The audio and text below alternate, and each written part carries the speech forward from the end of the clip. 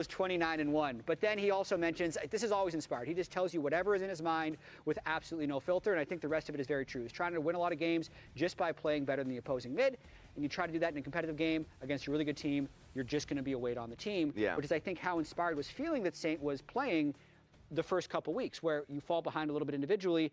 The only way that Saint saw his way back into the game was to try and get himself ahead again, so he takes a bunch of high-risk plays that put the team in a bad situation.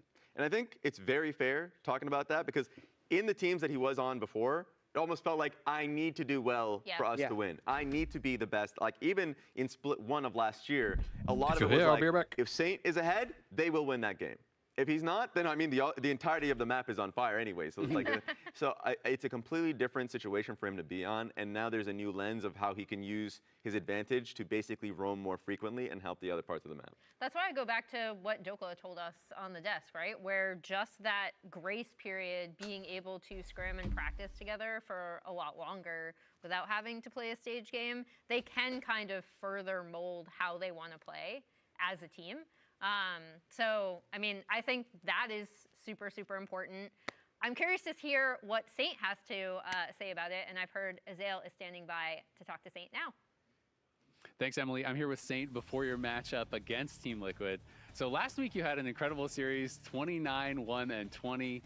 Before that, people have been, giving you some criticism. What do you attribute your bounce back to, your really good performance last week to? I feel like last season was I didn't know what is my job, and I didn't know what is my team want.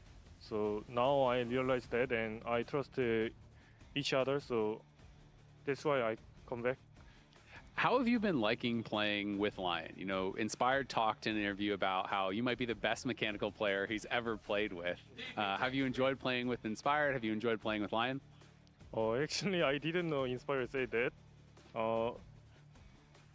I think same too, and I'm really happy to play with Inspired, because I can learn a lot of his think and what he think about the game. Yeah. How do you feel about your matchup against Quid today, going up against Team Liquid? I remember last year I matched with Quid in 100 Thieves. I didn't play well, so how's everyone doing? This day is my revenge time. I've got some chicken and fries. Time for some revenge. Well, best of luck, Saint. Thank you very much for the interview. Some fries and chicken. Lounge. It's great to hear from him. Just be like, yeah, I agree. But that is also, I think we kind of forget, because he was so good individually. That was his first, that was his rookie year. Why is this cut so in tier 1 play, right? And a lot of these LCK Challengers players, especially talking to Chronicler about this previously, where he'd be like, they have hands for days, and it's just a matter of learning how the competitive game works. That's Quid. Or definitely not Quid. Doesn't that hurt? Well, the glasses are seeing through the heat packs. He's warming things up. He's warming things up as you get the bags out from under your eyes. It's pretty hot. It depends how old they are. Welcome back, guys. Cooling off a little bit. So Welcome if back. you haven't checked it out, go over to Sheepy Sports. I need to run. I'm going to run them now. I thought it was very illuminating for how the team actually operates, because he ended up touching on every individual player on the team. So even players like Dokla and Isles. So Dokla and Isles are, for instance, players that have a lot of experience, but Inspired was saying, but they've been on pretty bad teams. So I needed to tell them how to play the game. I love Inspired because he's so opinionated. He has so much success, but also reading the lines of those interviews, he 1000% believes that his belief on the game is the correct belief on the game, right? Kryra and Griffin are good junglers. You know why? Because they play like me. It's right? also I need to bring people up to speed on how to play the game. How do you play the game? The way I want to play the game. And I liked his, when you hear the comms of that invade on Raptors that he repelled in that third game, he was very much like, he anticipated it, because he's like, that's what I would kind of do. But also being like, oh, if you had Sona, this would be a good call. And he gives him credit within the game, because he's like, this is how he would view to be playing that situation out. Yeah, very interesting series, because we know that as Inspired goes, usually his team goes. And this is a very difficult prediction for a lot of people to make. I've been thinking about it all week. Yeah? But I was thinking about how the team stacked up. And rather than getting just our opinions, we asked the LCS Discord how these teams stacked up roll by roll, which is, we'll get to this. And the LCS Discord actually says in 4 of the 5 positions, they're going to favor Team Liquid. But I actually completely agree with this. Morgan has been, him and Thanatos, the 2 greatest laners. And Dokla, while he's been a good team fighter, has lost almost every lane.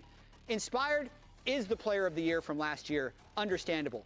Never in my life I've been more mad at League. Former League MVP. Nice. LYON and Berserker pretty close. Berserker's MVP was a couple years ago. LYON hasn't won an MVP, but looked pretty good. And then this one's like crazy. This is just Isles bias, but CoreJJ is the GOAT as well. So just looking at this, does this make your feelings more blue, Raz? I mean, no, it doesn't, because I just disagree with the Discord channel. And if you disagree with them too, you better get on that Discord channel. For me, wait, what do you disagree with? The 100% for CoreJJ. Okay, what's it going to be, 85? Does that really make a difference? 70, maybe 60. I'll give it 65, 65. Sure. Because I think it's getting in the way of the RE movie night. I'm saying, yes, no, which role are you favoring? Because I would say, if I'm just combining bot lane as a whole, I think LYON has the more consistent, stronger bot lane. Okay. But I think the resources. I mean, to be honest, I just think the reality of the situation is I don't necessarily think that LYON are crazy bot lane dives that we saw better in every role. I think they're just going to end up being the better team. To see if they can push back on that, because I think they are just the better team of the game. I think Berserker and Isles have been working well together. Yeah. Noma, what's up, bro? The one thing that surprises to me about percentages is that this one isn't a little closer, just based on the way they've both played in Swiss. Yeah. Because we talked about guys? last Welcome week in. how I thought LYON's bot lane was also a strong point. So to your point, Raz. But the thing with CoreJJ that I think, I don't know if it's 100%, but that takes him above Isles for me is actually how well he's been working with Jose in some of these things to set up. When we've seen TL do well, it's because of these kind of more classic core setup where he's just being an absolute nuisance. Yes, Snowball, I agree. This is the same discussion. It really feels like this one won't be a blowout. They have completely different jobs. Jose Villano and Inspired have completely different jobs. How you base the metric around how Jose is doing is completely different from Inspired, who's perma-farming. So it's like, from my perspective, 12% is crazy. I mean, I will say Umpty did beat Inspired in the spring split of 2024. True. Just because Inspired beat him the other 2 times doesn't mean it can't happen again. Okay, predictions for the series for me. I'm struggling with this, but listen, man. Well, I still didn't see it. I am so scared of Inspired.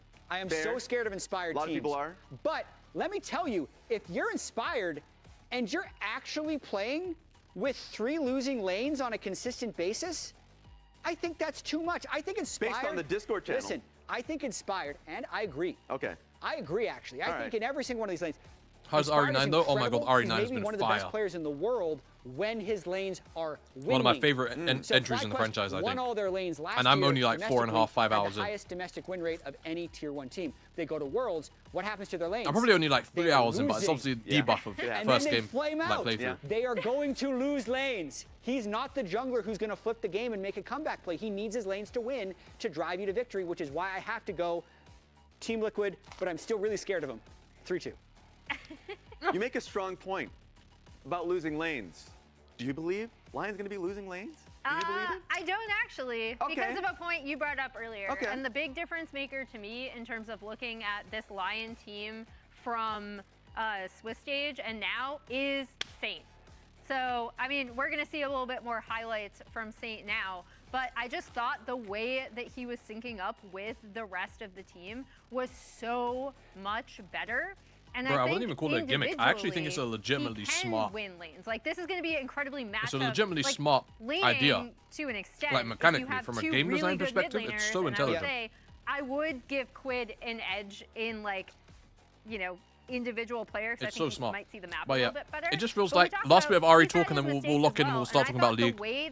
First game, this isn't going to be a video, so this co-stream in general is going to be a lot more laid back. Just like heads up, I guess, guys. Inspired because it just lets him farm up, do his thing, starve the other jungler. I feel like if it's Inspired coming in with that level lead, like we saw in that play with Kryra as the Aatrox, they end up winning. I mean, so you're saying he's already beaten 1 QUD mid laner, he can beat another? Anything is possible. It really feels like they have taken the best possible lessons to learn from all of the most recent REs, like 7, 8. I am giving the edge to LYON 3. As the main lines, and then for the remake. You made a compelling point about and they whacked it into this game. And I think it's just so spot on. Discord, all due respect, silver level knowledge. No, I think my viewpoint of this team has just been this bot lane has been as strong as they are. I don't think they're going to win those lanes. But do I think it's going to be won through bot lane alone? No, I respect LYON and Core JJ. But there's one person that I firmly believe in. Where you going? Yeah, firmly believe in. Where you going, Raz? Firmly. And as a Saint believer and a believer of El Santo, I believe that Saint is going to come back again. For me, 2025 is when we believed him in. We were having this conversation about Rookie of the Year. And when we were talking about how strong LYON was going to look going into 2026, it involved El Santo. Do you believe it? Do you like the artwork? Listen, I'm not going to tear this because I enjoy the artwork. You should not have trusted me with that when I'm predicting Quid and Team Liquid to win this series. But I will say, as I said earlier in the show, it's a little bit of blind faith here because Team Liquid has been incredibly inconsistent. But I would be remiss if I didn't mention the inconsistency of LYON. I would say they were Saint was the worst mid laner performing in the league until 3 games ago, Raz. So you're going to say these last 3 games. Maybe you just walked around blind. I actually don't know. That's a good question. But the month that we saw before is a mirage. Rebuttal time. Rebuttal time. What about the last Team Liquid game? They won. Team Liquid won that game. They won that game. You feel confident about that game? Not I don't feel confident. I don't think people who are voting Team Liquid should feel confident about that game. No. I will say, I do think to call out the avenue for TL and your argument, what it should have been, is actually in top lane. Oh, okay. Because I think in terms of like all of this, you can argue like both sides in terms of play style, in terms of the mid lane matchup, in terms of the bot lane. I think Berserker Isles have been really good. But I think the biggest mismatch is here. And his Gnar in those fights later on in this game was really, really huge for their team fight. I mean, so Jat, that should have been your argument. It is my argument. I'm still going This one's just a given. You're not even going to argue about this one. Stylistically, they are also very different teams. We know that Inspired wants to play a very controlled game. We know that Team Liquid plays that voting a is from Discord. Freestyle. As long as Team Liquid has discipline, that vote is from I feel like they can go all the way to finals because I think the camera back on me. Get the camera back on me because you're right. Look, we have the horse is bigger. But the horse is bigger. That just makes it easier to kick. No! Let's go! Get the games going! Let's go! Here we go.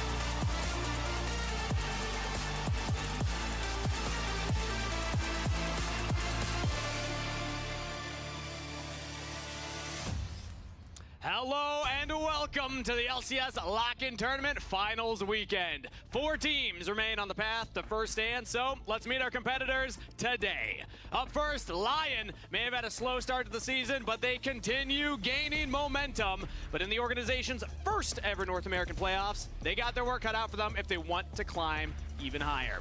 Because their opponent today, Team Liquid, may be feeling the pressure as they were power ranked first. Here you go for this one. One elimination game away from missing playoffs, but a recent turn to form. LYON probably 3-1. Fan belief. 2 rosters built to win, but in this battle of expectations, only one will continue in the lower bracket. LYON versus Team Liquid. The only thing that can save TL, I think, and a hype lower is side lane diff. It is. Yeah. Super excited for this one. We had both these teams coming for me, I think it's side lane diff. It's the only thing that can really save them. Team Liquid, you have TL 3-2. Respect. Not yet. But they're running through the lower bracket. Exactly. We still have a chance. Yeah, if you're a Jad believer, if you listen to Jad's words from the pre-show, Also, Cubby, like genuinely, anytime. If you want to come chill, the MVP of the North and the South, just say the word, bro. We can get you locked in. And but it seems like I'm feeling a 3-1. Both these teams I'm feeling a 3-1. Let's see the draft though. And now we get to see which Yo, what's up, one Soul? is going to be able to make it to the Predicting destination. LYON, rooting TL. Big up Tangzy. Only one of them Is there Gamba for the game? There will be. Shit, can a mod do that? My hands are a bit greasy. You need to be number one to go Can a mod do that for me? One of them will lose here today and be out in 4th. You know, they started in that lower bracket because of those struggles in the Swiss stage, so now they have to take each other out if they want to keep those dreams alive. And then you go Yo, I'm doing good, SLR. Teams placed on themselves. Today's the only day I can bum around. Yeah, dude, lock in. Call me on Discord. We'll get you in. As well. Didn't expect Call me on Discord, we'll get you in. This position at this stage in the tournament. But like I said, only one sorry, can continue forward. I know the audio is a bit loud. This is normally where we keep it, and we're gonna have a caller. So I think if we're gonna have a close one, this is the start of playoffs. Let's see if we get a split on the Azir Orianna trade. It's interesting because howdy, sir. Reporting into bum around. My goat. Oh yeah, this is the fun series. This is for sure the fun series of the weekend. I 100% agree.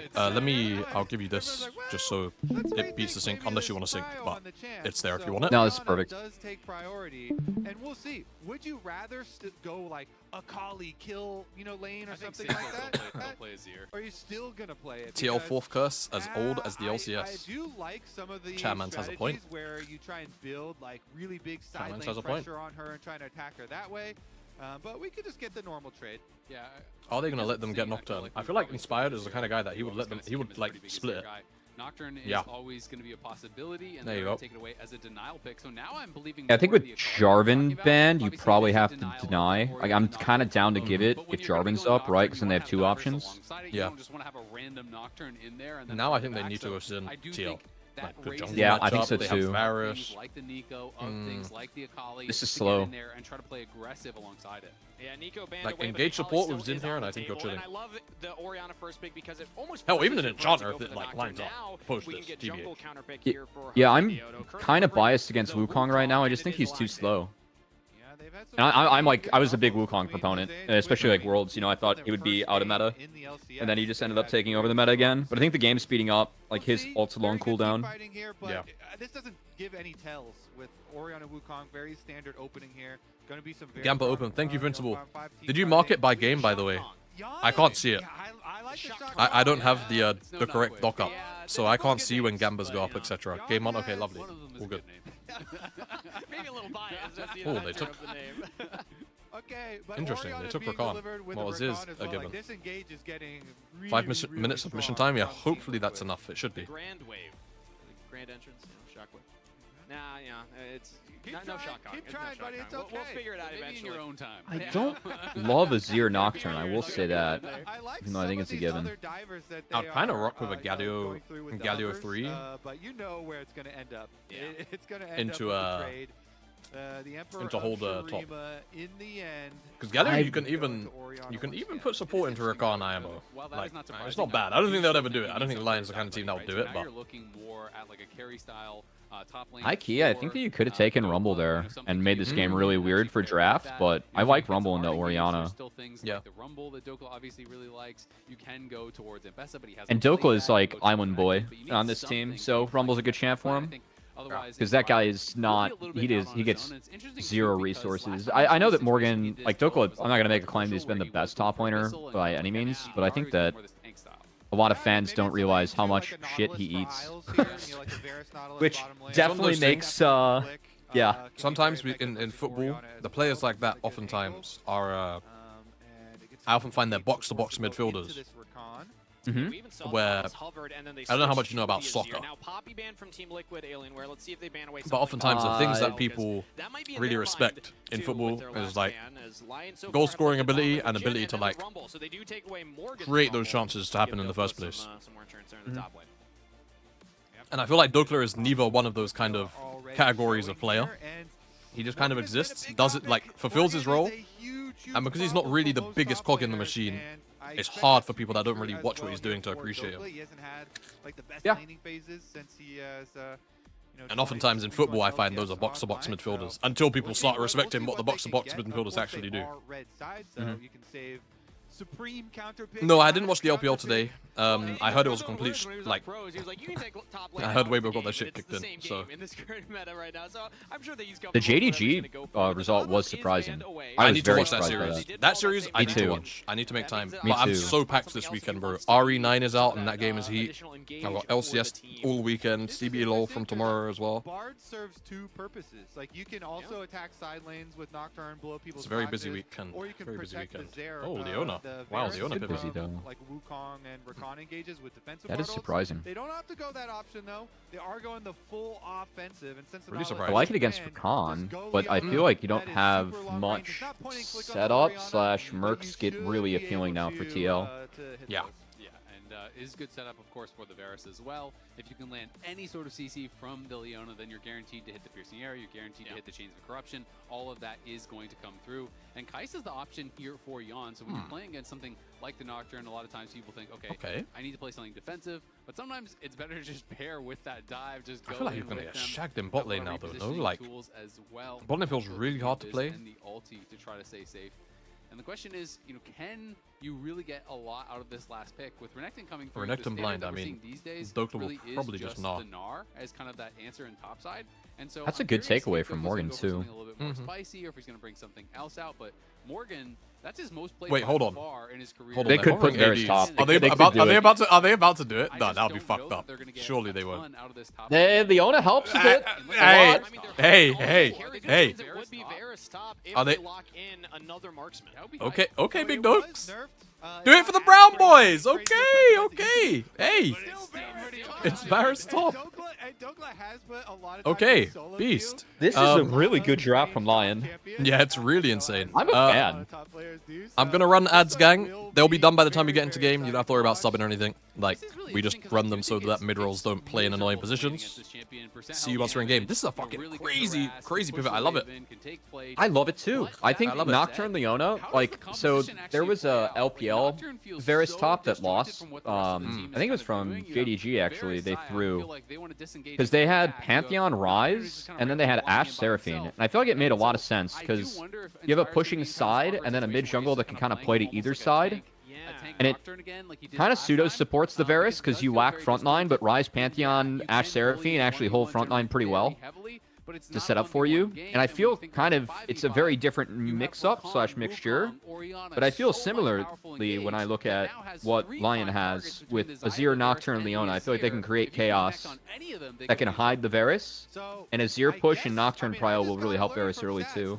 This is the first top Varus we have had in LCS history. This is gonna be crazy good. It's Cubby. It's Cubby. Cubby, if you guys don't know him, he's been around for you've been around for a while now, mate, aren't you? You're kind of you're unk like me, for real. It's a bit depressing how long we've been around for, but that's okay. It's okay. Gosh, what would you like? Be modest. What would you say you're most known for? JoJo inspired top 5 JoJo Middle of the world. Okay, that's funny. That's good. To be fair, that's good. That's good. Add the S. Currently, Cubby is on the LPL English broadcast with the rest of that amazing crew. The backhand of that, I'd say, is probably known for Tier 2 in NA, just because I've been around there for a while. With that being said, early game which is always fun. I want to start framing some of those of what we can kind of see from these junglers, because Nocturne usually I don't think of doing much. We can see them well. Same with Wukong, yeah. I think that's what we can How see. much CS do we think Morgan is going to be down? He's going PTA by 8 minutes. To be Dusk and Dawn. That's kind of the rush I'm still seeing the most. You know, it's not just like the Blade of Rune King old stuff. It will be more AP, yes, which has so much % health damage, and still can be very abusive in lane. I don't know. I hope that Dokla can pull off the win. Like I think the Dokla, like, again, we just talked about him eating a lot of shit, but I remember him. He was in the first split. I did NACL full time, and he won our most valuable prospect award. And over 36 games, he averaged being up 1,700 gold diff top, like, as a very good laner that was like played towards him. In solo queue, he plays a lot of like Vayne, Kennen, Fiora. So I think he can play this style. It's just not what a team needs when you have Saint Berserker. And I just want to see if he can pull it off on stage, because it's obviously a little bit more volatile if you can. He should theoretically be on this side of the map at this moment. Some information to team. Well, both junglers are pathing away from the top lane, so Morgan is being left in the fucking He's in the ditch, bro. Got Rigby with me here, and first note is already the Varus top lane. I know Dokla's been a big advocate for range top laners. Thoughts on the pick here? It seemed great, and then we have been actually on the past 3 weeks of practice. We have been Varus looks unplayable in team fights. Nah. And then it was one of them. As long as he goes like bruiser items, I don't know what he's gonna build. Like, this is the thing about Varus. It's actually just ultimate bravery champ. You never know what he's gonna build until he builds it. Azael was talking about just a second ago, like Dusk and Dawn is still a very popular item. That it is. You know, you can do Nashers if you want. You can go fucking like you can do bullshit, bro. I've seen Varus tops go Stride Breaker, so that when people get on top of him, he can Stride Breaker and kite off them. And it looked good. I actually was having a conversation the other day about how Varus should have been recognized as a problem champ when Zamudo was playing Radiant Virtue Varus top, and it was ruining the ladder. Dude, oh my god. I remember when it was meta, I was playing it a little bit. Well, like air quotes meta. It was like, that was the sign. That should have been the sign. Yeah, I mean, until they rework his, the way that his blight stacks work, I think, unfortunately, he's just going to be in this, like, weird state where he's going to be realistically super OP and annoying to play against, and also, like, pro-jail, but statistically, like, fucking horrendous at the same time. Thanks, Raz. Yeah, I mean, I think it's an important game. Yeah. There's, like, nothing you can do about it until I think his blight is reworked. Every team going up against him. Either that, or you have to make sure that he doesn't have, like, 3 viable builds in every game. Shout him out, saying he felt like he completely took Castle out. Yeah, you have to just turn him. You have to just make him have an identity, right? Super impressive. But it's weird because I think his identity is the fact that he has such a strong player. Multiple identities, if that makes sense, right? Yeah. So. That Morgan put up last week. But it's why he's like Eternal Pro pick, first pick, you know, just because that's the problem for me with him. Yeah. He was just dominating Castle, and Castle is considered a good laner. And Morgan now is on his signature champion. He has over 100. Signature really good last series. Yeah, the hope is that he looks very good this series. Definitely a signature here. So he's got to keep it up. See him pushing back out as we get the recall. It's a good moment from Morgan because he can Renekton. And of course, it is Flash Barrier Varus. That's fine. So Doka gonna have to walk his way back to that minion line as it crashes into the wave. Yeah, early game, Morgan's actually playing just fine into this. Wait, Doka went Ruby Longsword. Is this the Stride Breaker tech? But it's essentially even up here in the top side. Yeah, please no. Mate, I saw the Stride Breaker thing so long ago. He's going to go as far as his build is concerned. But yeah, I mean, Morgan had the early Hexplate? Hexplate? Yeah? And, yeah, sure. One more time, just probably? And he's going to be going in for some early merch ads, probably. Yeah, interesting that he went for the Magic Resist. I'm wondering if almost this was like an audible from Doka. Like, you know, get him to build a Magic Resist, and I'll go for the AD. As Morgan is, again, just kind of pushing Doka out here. Hits level 6 early. Yeah, but then this happened. Big damage. This is the cannon off that trade, too. Morgan's doing a good job. Oh, yeah. And Morgan's able to pick up his. Well done. Did he miss cannon XP, though? Or I mean, he missed a bit of wave, so he's always going to be behind here. Junglers meeting up on bottom side. Dude, I think the fucked up thing is, even through ult, like, low-key, Morgan's almost in lethal. Yep. Like, it's so goofy. Hey man, you press R, you get more damage, giving more damage over to Blight, right? Hooray! See him as the dragon does at least, and they have the extra information that he was just down here. That is fucked up, actually. Getting his extra base off. I'm kind of interested to see if Doka is maybe going to go Hexplate. That was kind of like one of the old school builds, and maybe because there is a lot of burst between, you know, the Wukong and the Renekton, he's thinking, hey, I need to build some HP so I don't get one shot or something. But going to be interesting to see how that works out for him, because yeah, thus far it's just dead even, and I feel like to justify the Varus, what it does to your team composition, I think you have to have a pretty dominating 1v1, because I just think that LYON's team comp is going to be way harder to play out, where TL just hard engages, shockwaves any of the squishies, and it's going to look good in a 5v5. Let's see if he can make himself not too squishy with the barrier and with the build. Yeah, stack that HP, Dokla. You're going to be in some trouble otherwise. Inspired is topside right now with level 6. Yeah, I mean, if you have a Nocturne that is constantly threatening the coverage, this is the thing about lane phases. There's so much different when enemy team is playing against a Nocturne, because when they don't have information on Inspired, they're constantly assuming, all right, well, this guy is hovering this laner, and so have to play a little bit differently. Of course, his bot side camps are up. He's got Wolves ready after this. BF sword first for Berserker is pretty big. I love watching junglers like I'm a little bit surprised that he got that he base. Doesn't contest that top scuttle crab. He says, I'm not going to go in for that one. Just stay on my camps and keep clearing. Where we've seen so many games contested for those early ones. Because that really warps this matchup now. Inspired is able to pivot and say, no, I'm not going to be LYON is to go for that one. not really a champion here. They They really want to get. Yeah, you gotta. They want to get core out of lane like ASAP now, and just inshallah. Yeah, it probably is just Drake now or LYON. Like they just probably snag it here. And usually you think, Yeah, oh, Inspired might even skip. This thing always pivots on. No, he's gonna wait for his camps. He'll want 7 and his camps to be down. Or see if they can get that summoner, but there's been really good ward coverage all around mid lane. So nobody getting summoner spells blown early here. We haven't even seen Saint, like go for a shuffle play or anything to try and get it. So everybody. Oh, interesting. I don't think Inspired would have seen that ward. To be ready for yeah, they're on 16.4. Sorry, so other people got you there though. I just don't think it matters. Nah. Yeah, the BF sword just bot lane's done, Drake's done. Shred this thing. Dragon number 1 for LYON. Please a 3-0 so we can plunge into RE9. Guys, I know RE9 is good, but oh, Isles? Kind of surprised they didn't just push the buttons to chunk so they can go maybe invade bot. Well, I guess they don't know that the camps are there. If we harass them enough, maybe we could get Inspired to use the Nocturne ultimate and we'll just back off, but ooh, do they want a snap play? Inspired says, I'm fine, I'll just keep on farming. Can't get it, can they? Unlucky. Okay. The other is okay. Just Quid W was just a bit in here. short. It does allow him to get enough pressure that he gets that first plate. We can see Morgan on top side did hold a freeze, so he denied an entire wave there from Dokla. Dokla still is up. And while not much was happening in this early game, our stats team was doing some digging on Dokla. So this is the solo queue record, 9-6 with a 2.4 KDA in solo queue. So has obviously been practicing the pick.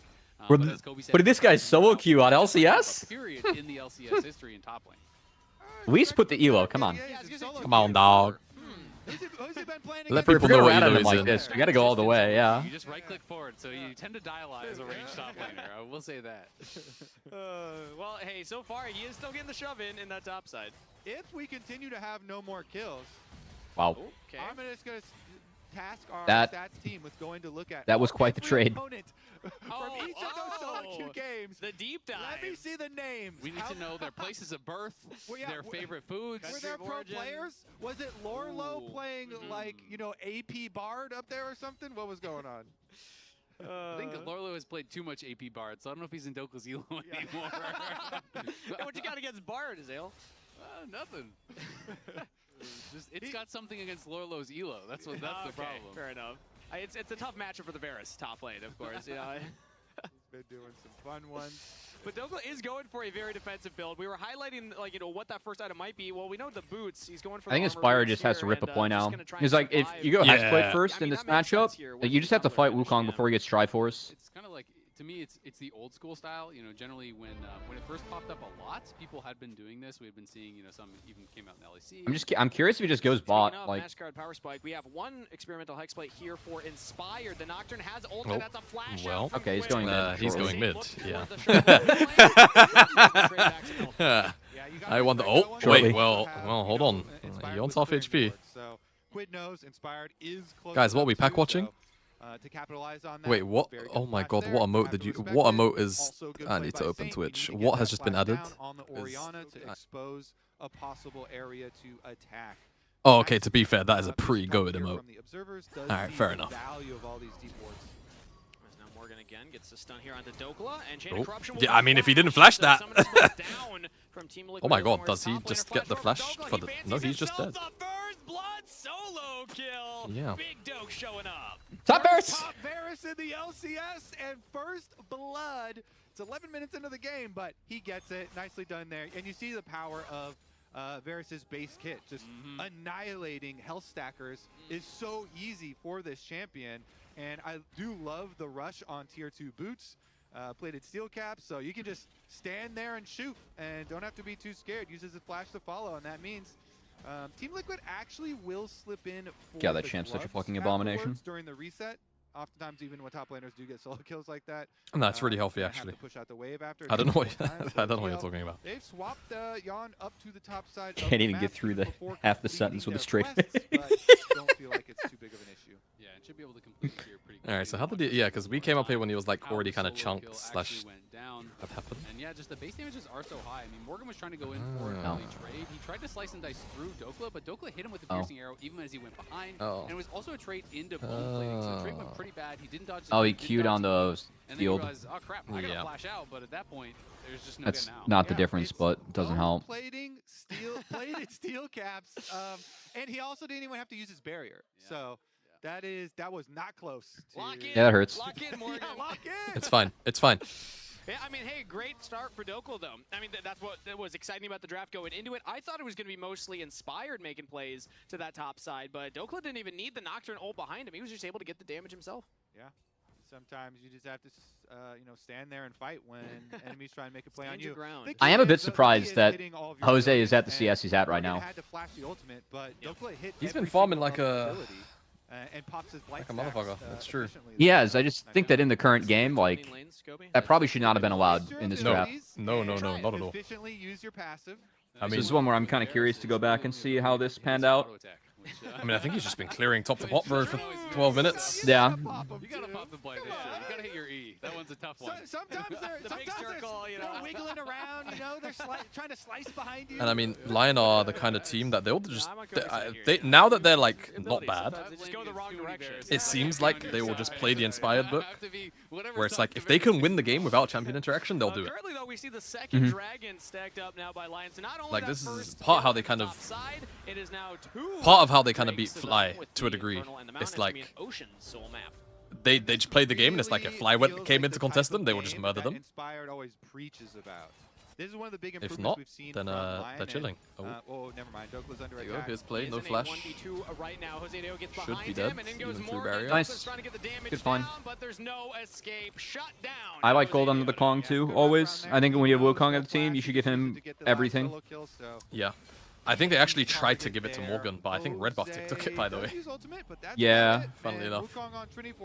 I would rather have gold on the Kong. Oh, yeah. So would I. The double hex play. Especially in this game. Yeah. Because he can, I like how Wukong interacts with Xayah a lot, actually. Just because the W, you can get through the rip. It's like between W flash, you can usually clear more space than if you start the fight on Xayah, right? Like if you're gonna get, it's like if Xayah has to commit, for me, probably has to commit E flash to guarantee lockdown on Wukong, because you should W under, but then Wukong has a way to answer that too. Look from Isles though. Look at that. I like the pathway out of base too. You saw the Varus was going resetting to top side. Is like, all right, never mind. No.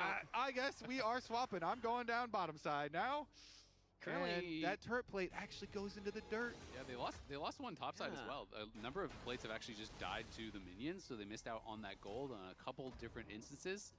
So it is the slight lead for TL, and I do worry for LYON going into the team fights. We'll see if Dokla can find YON. Level advantage over YON. Starts with a couple autos. Does not land the Q, but the E does hit, so YON chunked out. That proc dealt a lot of damage, you know. Kaisa either, so yeah. A lot less survivability, a lot less mobility. We'll see if that makes a difference for this Rift Herald fight. Dokla, of course. Are they just going to strong side Varus on side from now? I think if they do, they just win the game. I think they should. I think they should. If they do from here, I think they just win the game. It's very hard to play into, like... I'm wondering how Team Liquid's going to respond to even if they lane swap here. Even if they put Ori into it, I think it's really difficult, because then it's like Ori into Nocturne. Yeah, I mean, I think for TL, it's just about the setup. And even if Wukong's there, I don't know, it just feels like both ways they just really struggle. Could be a priority as well. Isles. Isles? Sidestep by Morgan. Flash Q. Yeah, I think if Isles commits the flash immediately, this is cleaner. Oh, I guess, okay. Never mind. Plays the He was play. just bad. It's fine. Yeah. Flash after's fine. Good. I like the lane allocations. That was a close recall. They were going to try to dive him. He barely got that off. Looks like a nice game so far. But it's going to be trade of turret race. I think the 1-death is acceptable. That's a really nice recall. Plates are going down. Inspired's picking up the Herald, and Saint's getting big damage up on the top side bot. It looks like they're losing, though. Team Liquid are doing more damage down there as Core JJ spot out multiple members of LYON, so the turret trade goes in favor of Team Liquid. Yeah, getting the first turret bonus is quite nice. Remember, LYON got the kill bonus, though. The top laner camp was taken. Teleport very deep behind Saints. Yeah, Quid had the flash. I was expecting maybe he would go for it, but the deep teleport from Morgan as well. Now the paranoia. LYON are turning it back in onto Quid. Still Shockwave available. Saints got to be careful here. It's damage on Inspired instead. Flashing over. Quid goes down. Shockwave now Varus is here. Isles is also man Morgan marking. to wall. Oh my god. That's the mud treads. Too deep. Yep. Yeah, it was. They lose their mid laner and also lose that top turret. Really good read and counter here from LYON. I don't know if they even saw the super. Guys, this game looks a bit fried. Like, just the game state, like, it just feels really bad. I just think the Varus really cooks the entire draft. Yeah. Yeah. Because it's not just the, like, Varus goes top, but you also get the Xayah and Nakaisa matchup, which is quite nice. So your bot lane goes from, for me, losing against Kai'Sa Rakan, where you get outscaled later pretty hard. Like your first two, you know, like your first base or pre-first base and first base isn't a good lane. Like your game's probably pretty hard in the Varus Leona lane. Whereas now, like, Berserker first base to BF Sword, and your lane is very good. The concern is, like, the Kai'Sa team fight, right? But you pretty much just have 3 winning lanes now that you turn the Orianna lane around.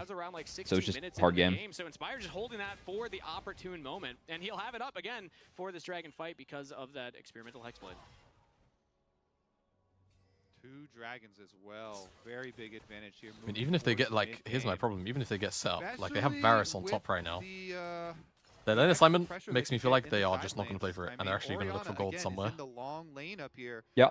No flash, so even though they have vision on Nocturne on the bottom side, I think they're just going to window shop this Drake. I mean, the silver lining for TL here is that the soul is bad. So Dragon number 3 is huge. Jose into the critical brush here to grab vision first. Like both teams won a shotgun team fight, which so Ocean Soul is like the worst soul that could have been drawn for this game. Yep. How did Varus have teleport despite taking flash barrier? It's a part of the new season. If you're top, you just get TP. But the thing with TP, if you don't take it as an actual summoner spell into the game, is that it will be on a very lengthy cooldown once you complete your quest. Which is also another thing that you get. I forget how much longer it is. Oh, dude, it's lengthy. Is it 2 minutes? It's 720 seconds, which I want to say... No, not 720 seconds. It's like a 7.5 minute cooldown. Yeah, but what is it for Morgan? Because it's less. Oh, Morgan's is... 20. I think it's 240 base, and then there's, like, obviously runes. Wait, so gain Unleash Teleport is a bonus summoner spell in the rune slot, 420-second cooldown. Wait, this website doesn't have the time gap. Because I know there's a cooldown gap. That's dumb. Oh, do you know what you can actually do? The way that you cheese it is you just look up Ionian Lucidity summoner spell cooldown stuff. Them unlocking this play. Oh my god, the Inspired just aura check just turned around in the exact frame they started walking out Invis. Like the team fight power is insane, and so Inspired's kind of just hovering for counter plays. And the Nocturne on Vision is the least scary Nocturne. So it's 420 versus 300 seconds. So it's a 2-minute gap of TP availability. Which is big. I mean, that's the reason why you see TP taking in majority of games in pro play, right? Because that 2-minute gap. I mean, these guys are too good. They know that Wukong could be looking for engages, that Core could be coming through a lane. So they are not having the confidence to walk up and actually get these plates. 3 or 4 of them they've lost just to minions so far this game. Core and Quid looking over the wall there for anybody from LYON that walks up, but Saint is still pretty safe here. We'll even heal back up. Nothing to fight over for the immediate future. Baron is on the map, but still a little early to go for that one. So, yeah, you're wondering where that next kind of big fight is going to kick off. We got 3 minutes for the Dragon, and Dokla's still just happily pushing these top lanes. LYON's just happily getting farm onto their Nocturne in their own jungle. I do like, though, that they just have Quid answering, right? Renekton is just, there's nothing you can really do in that 1v1 past a certain point. Wukong could still be a problem this game. It's worse because it's percent HP Yeah, damage. he's pretty on curve. Build HP as the Renekton, He's really on curve right now. very Feels really good in this game at the minute. Quid, even if he doesn't want But he needs to be able to fight. I don't know, I just think it's so hard playing Wukong the lane assignments here are smart. into these champs if they're together. They are very clearly just looking to build. Yeah, especially if you like don't have priority elsewhere to set up before, right? Yeah, like, I think if you can ever actually turn a window of prio into a play where you get to basically just collapse on like 1 or 2 targets in like real isolation, and like the other cherry on top of that cake is that Nocturne isn't close enough to react. That's like that's how you do it. But if Inspired is in the right place all the time, then the game is just hard. But he had a slow start to the year. I mean, Rakan does make it easier. I like how Wukong interacts into Azir Xayah too. I think it's fine. It wasn't looking great for him. Yeah. He wasn't, but I mean, Inspired gave an interview where he was talking about him. He was saying his mechanics might be the best ever of anyone he's played with. Even better than JoJo, which is the highest possible compliment from Inspired, because this guy loves JoJo and playing with him. And 1, 2, 3. He was showcasing, you know, what a great Saint series can look like. Last week, it was 29-1-20, if I recall. Yeah, 29-1-20. Barely put a foot wrong in the entire series, and really did impress. You know, I got to interview him before the match started today, and he said he didn't really know what his job was supposed to be. You know, in the previous weeks, he wasn't really sure how he was supposed to be playing out the game, and now he says he does know what his role is in the team. He does understand his job, and as a result, he thinks he's doing a lot better. His only death was a Hyphy Azir play where he like dove trying to find a deep shuffle. Lionel played this streak now, I think. They're all on item spikes. Could be a worrying trend, but he could have had a flawless series. Yeah, and some of the credit, Raz actually touched Dokla will on have this in his TP. interview with Rigby at the beginning of the Pretty day, sure this but will be a the contest. Chief Esports interview Inspired also credited Rigby, you know, with being able to explain, especially for the Korean players, you know, Inspired's kind of view on the game and getting everybody on the same page. Seems like both teams, you know, we're talking a lot about the Lion side, but the TL side as well. You know, Azael, you talked to Jose as well before this game, and this has been the goal for both these two squads who had really high expectations, was better team play, better synergy, better and more concise view of the game. And so far, the game plans have been fairly parallel. So far, Inspired is actually in some trouble in this bottom river. Has to pop the Paranoia defensively, but Morgan continues the chase. In comes Jose Deodo. Ooh, that was close, actually. But they push I think the E cooldown on Renekton was close, and if he gets it back, then they can Jose can feed over the wall. That's Drake, though. That's a nice timer that Morgan found him. Because that really is what the game is at this point, right? They're doing their best to find whatever timers they can cheat. It's been good from TL, at least, to get the last 2 Drakes. Game very, very close. Saint is going to be pushing on the top side. Should get this tower, which will slightly. I wonder what items Lion feels like they're waiting for. Yeah, I mean, this is twice in a row. Like, I wonder what the breakpoint is to send it back, because I do think that, again, going late this game, if you get really late against Kai'Sa Wukong, it like, can be kind of scary. It can be flippy, yeah. Team looking to find a way That's my concern too. The Dragons, like, they're actually in the Dragon race now. I mean, that is kind of the composition issue, you know, that I was talking about a little bit in Champ Select, is that it is very difficult to play out the 5v5s. You can't really retake vision effectively, you know, with Lion's comp. It's really tough to walk in. You have 3 squishy members. Is it Rage Void in the Dusk of Dawn now for Dokla? Amazing go buttons for TL. So that is why they're playing so heavily through sides, because they have winning side lanes right now. Again, they take the bot lane tower. No one is answering Dokla. So TL either needs to send someone down and answer or force a play on top side. They're not willing to start Baron, so Dokla gets this for free. Thankfully for Inspired, though, the ult for cooldown for Nocturne. Beardy, I felt the same way in chat, and then I watched JDG play top Varus, get Baron, and then throw the game. Or, oh, that was so sad. Perfect information for Team Liquid. They know he's on the top side, so nobody going to expose themselves. Morgan up there will be very, very safe. Beefy Renekton with Flash on top of it is just fine. This mid tower finally gets knocked over. Yeah, just walk up and that was brute force, the Rakan Quill. It's a very elegant looking brute force, you know. The one little auto here, little feather just floats in. They brutally get those crystals to explode on the tower. Carnage on the rift right there. But you can't blame him. There hasn't been a lot of kills. He's trying to get some play-by-play in. Exactly, yeah. I got to have some fun with it. And I thought maybe I had a moment here because Jose Deodo was looking at this blue buff, but LYON, they have multiple members backing up Inspired. They will prevent the invade. I really want LYON to fight soon. I don't want to fight on Nashor's timer for Kai'Sa, you know? Same. Oh.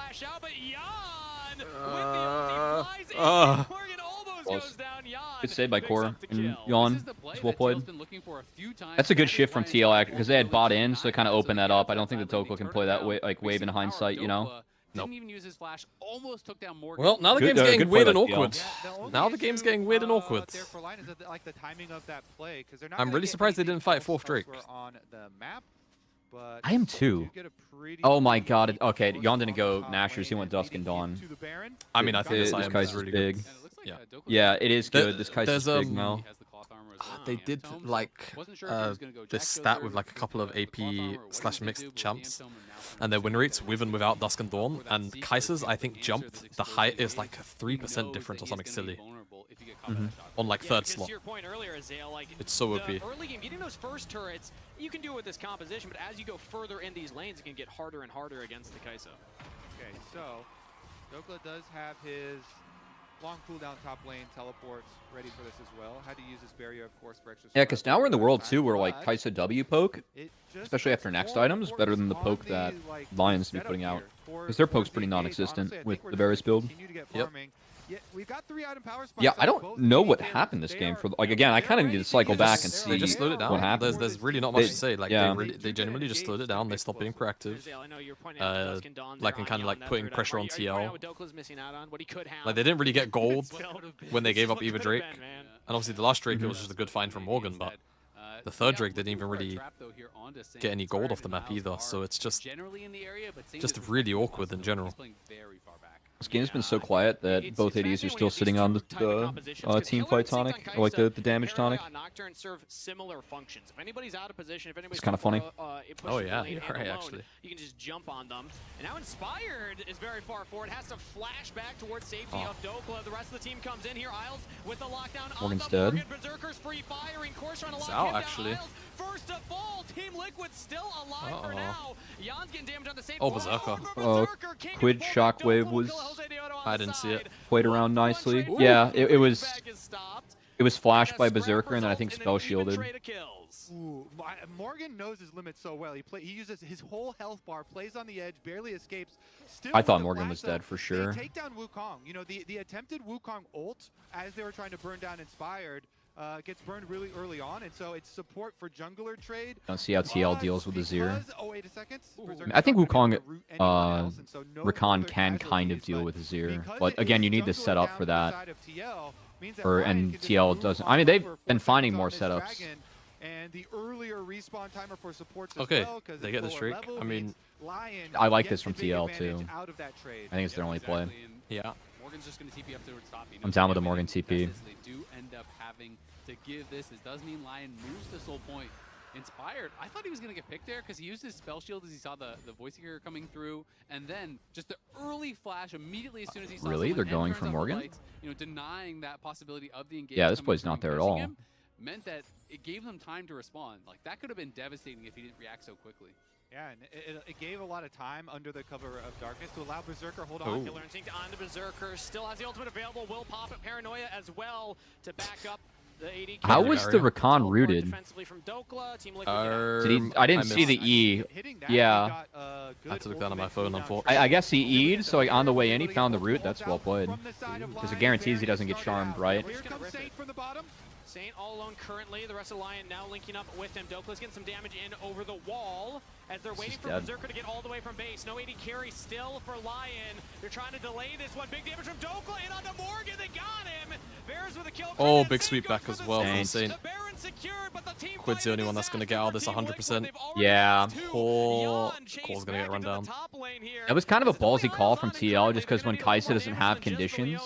Yeah. I think it's really hard to fight, and they burn conditions to at least get Berserker out. Stunned up. It's a delayed kill with the rest of the team as Dokla on a killing spree. I mean, that's probably game. Sent Berserker back to base, but they've got another AD carry. It's the top lane Varus, and he melts that Renekton. I don't think it's game. I mean, I still think that Kai'Sa can maybe 1v9 a fight, but this Azir is really big. Have a massive gold advantage. They've got the 3 dragons. And despite that top side play where they got big cooldown advantages, they lose out. I mean, they had no Nocturnal and they had no Xayah, so they're thinking, you know what, we can just burn this down, but it's taking too long for them. I don't like Quid's Shockwave there, because they're playing to kill Inspired with the Shockwave, which I just don't agree. I think that he needs to hold the Shockwave, because that's what enables Saint to do this.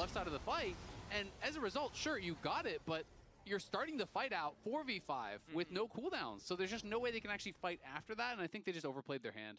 I mean, those situations are always so tense. You could tell walking up towards Inspired, you know, Morgan here is trying to push him off in the call for TL. The rest of them are DPSing into Baron, so you're using all your spells there. So even though it's technically 5-on-4, if you don't have your spells on so many champions, then your fighting capability is drastically lower. And not only did Saints, you know, get a bunch of damage on them, he also got Quid's flash out. Like, that was huge value here for LYON. They burned a bunch of summoner spells off TL, got a bunch of gold. So excited to finally have a close series. This was always going to be it, man. They're just free hitting a Renekton. Whoa. So, a Renekton is a health target with lower, not very high resistances, and 2 DPS just melting him, while the rest of TL feel the banger rising. I mean, I think it's 4 games minimum. I don't think TL will just like take it lying down. It is now the full Zhonya is complete. I do think they're good enough that they can take a game off of LYON that look like this. Some of these tools over there, but the sustained damage from LYON's comp is so high, and now that they have some of these defensive items in, that as long as they can react and not get one shot by, you know, Rakan charm into a shockwave, it's gonna get tough. As long as these LYON carries are spread, I think the fight now is really hard for TL at this point in the game. Yeah, oh god, I just realized how does Dusk and Dawn and Guinsoo's must interact with each other like so weird. They're just like perma-procking Kraken though. Feel like they need to make a multi-person play on a side lane. Who the TL even engage on looks cooked. This point, it's just so hard because again, you're playing into a Nocturne, and that coverage. We've seen a lot of the out of defensive Nocturne ultimates. I think that already this TL game, has to play these fights a little slower, because Void Seeker poke is pretty good at this point. And they definitely have range advantage there. And also, just if they get control, the ball should be able to threaten, right? Because if Shockwave is up, Berserker should have trouble stepping up. Same with Dokla, in a way, right? I still think that TL can do this. They needed to get in here early to control it, which they have. And I also don't think Ocean Soul is game by any means. I mean, a 4 Drake Ocean Soul is pretty diabolical, but a 2 Drake Ocean Soul for LYON just doesn't matter for me in a shotgun game where both teams want a shotgun fight. It just means that LYON's always going to have good conditions. It's been some attempts, but they haven't really found the right pieces to work together. I'm very happy, though, with what I'm seeing from LYON and how coordinated they're looking. I think a big part of the reason we haven't seen that is because LYON is not giving it to them. You know, LYON got the first 2 early dragons, so they didn't have to come to these dragons if they didn't want to, and then they just decided to play side lanes for the next one. So now it is 15 seconds until this Ocean Soul is available for LYON. This TP is going to get spotted. Teleport from Morgan. And again, like, they actually have so many answers for that engagement. Toko went the tanky pot, by the way. At least that's what it looked. Yeah. Yeah, that's definitely the tanky pot. Yeah. That's funny. By LYON. They're gonna have the pressure there. I thought it was Isles. They were on top of each other like, no, that's Dokla. Yeah, Inspired and Isles are trying to make some space for Berserker and Dokla. The 280 carries are the ones they have to stall now for Core to get back. They really should look to reconnect. Okay, good. Yeah, I really like how LYON flushed them out. I think Saint being where he's at is really... Oh. It's gonna work. Saint has Zhonya's though. Oh my god, never mind. Wow. Where was Jose? Bot side. Got left. Is there a world where he could play in pit and W over? Oh, great ult from Berserker. Really not good from TL. Wow. They just got I really don't like there, man. Yeah, I don't like their... Well, they got out hands, but I also don't love the approach. more secure. No, they were really desperate to make that split play work, and Saint, like, just completely broke it apart with the R. Yeah, I mean, I like how Saint is marking core to get out. I think that's a really bad scenario for TL. Or, like, I think they need Quid in a way. I just don't like Yawn ultimates. Because I think that when you use Kaisa R and they just got fucking nothing for it. Like, this play, this was just weird on a lot of levels from TL. This looked really disconnected. He knows, like, all right, well, you dive in, I'm going to dive in and peel him too, and they get the kill. Live right now, we have another Paranoia going straight into the mid lane here. Chain CC with the Chain of Corruption coming down, but Jan is able to jump away from that one straight into the waiting arms of Saint, who goes on a killing spree. Lion find another quick play here. Okay. Looking for goodbye, Quid. Yep. This game was not. This did not build a lot of confidence for me in my 3-2 TL prediction. I think the draft was much better. They played their way back in okay, but the teamfight executes were really bad. Even then, like, you could argue where LYON let them play back in. Yeah.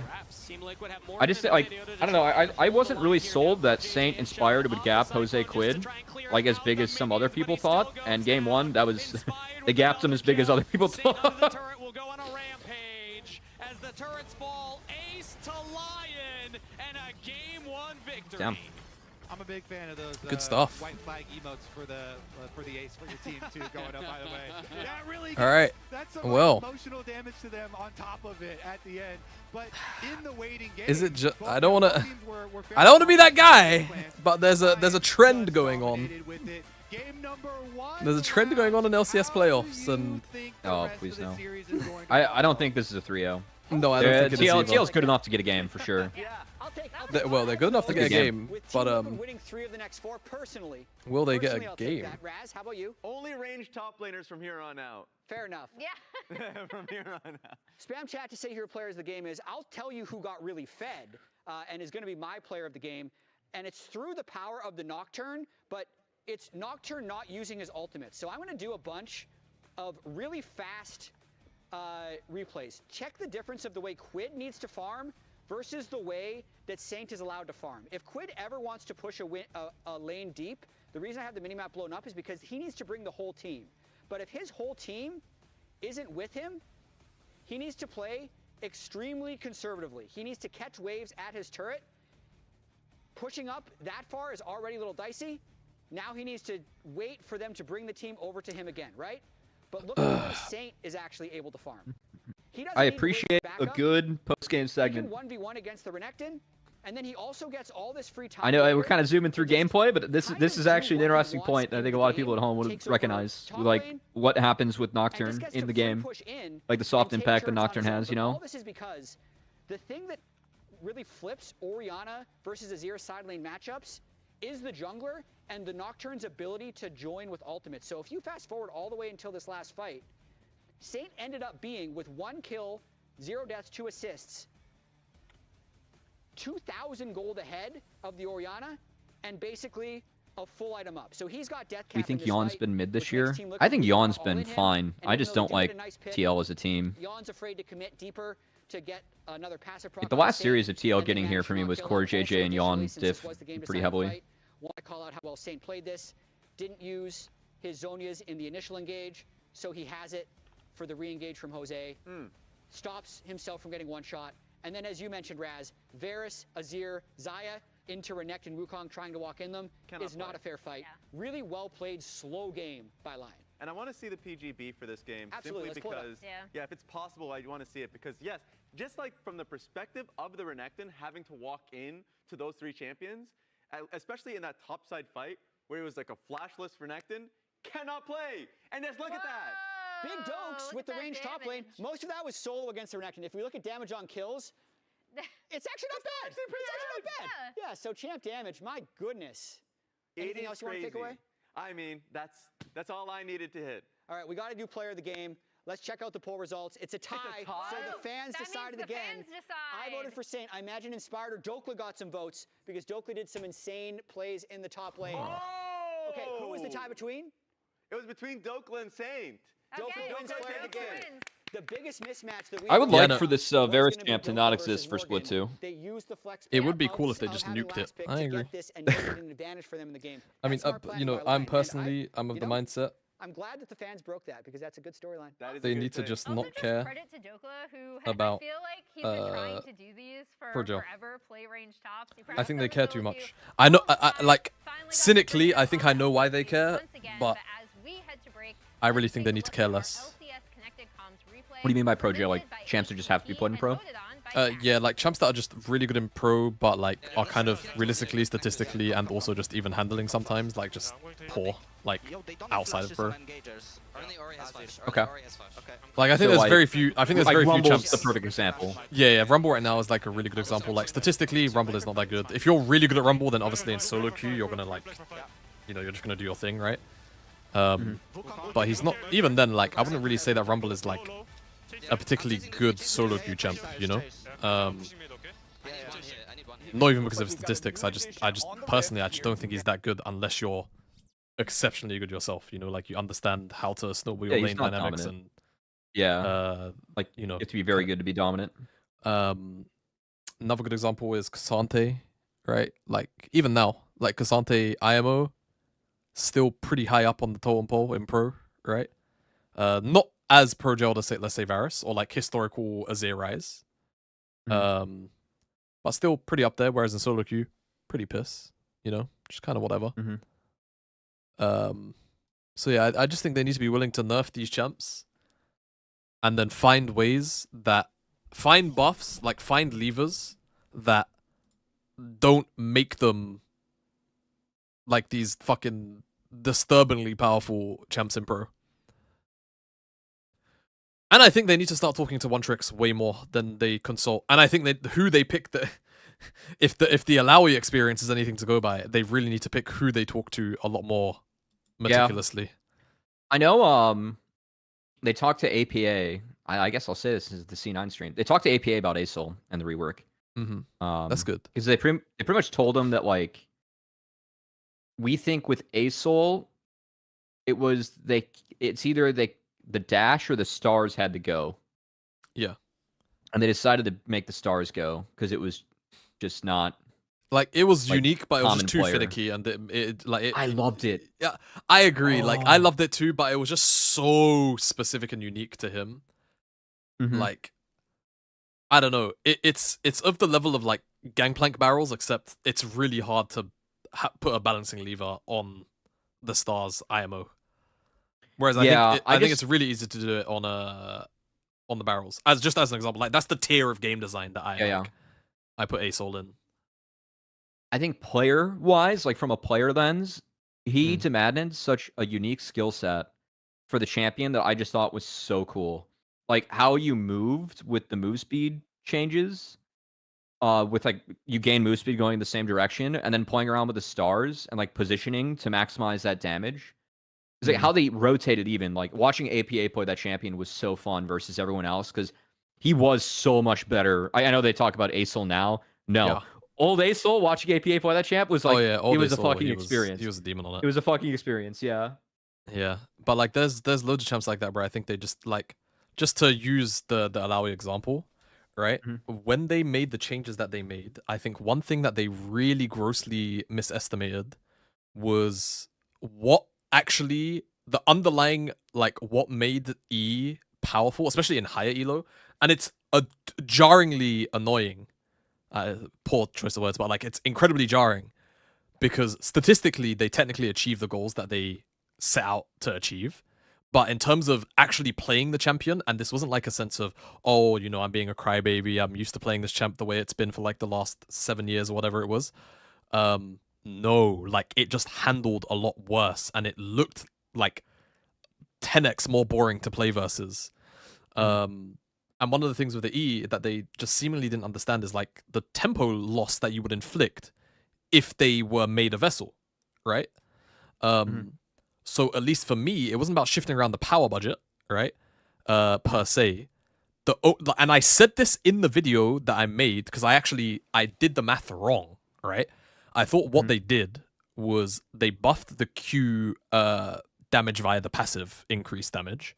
enough so that if you maxed Q and you went a bruise item, you would one-shot backline creeps, right?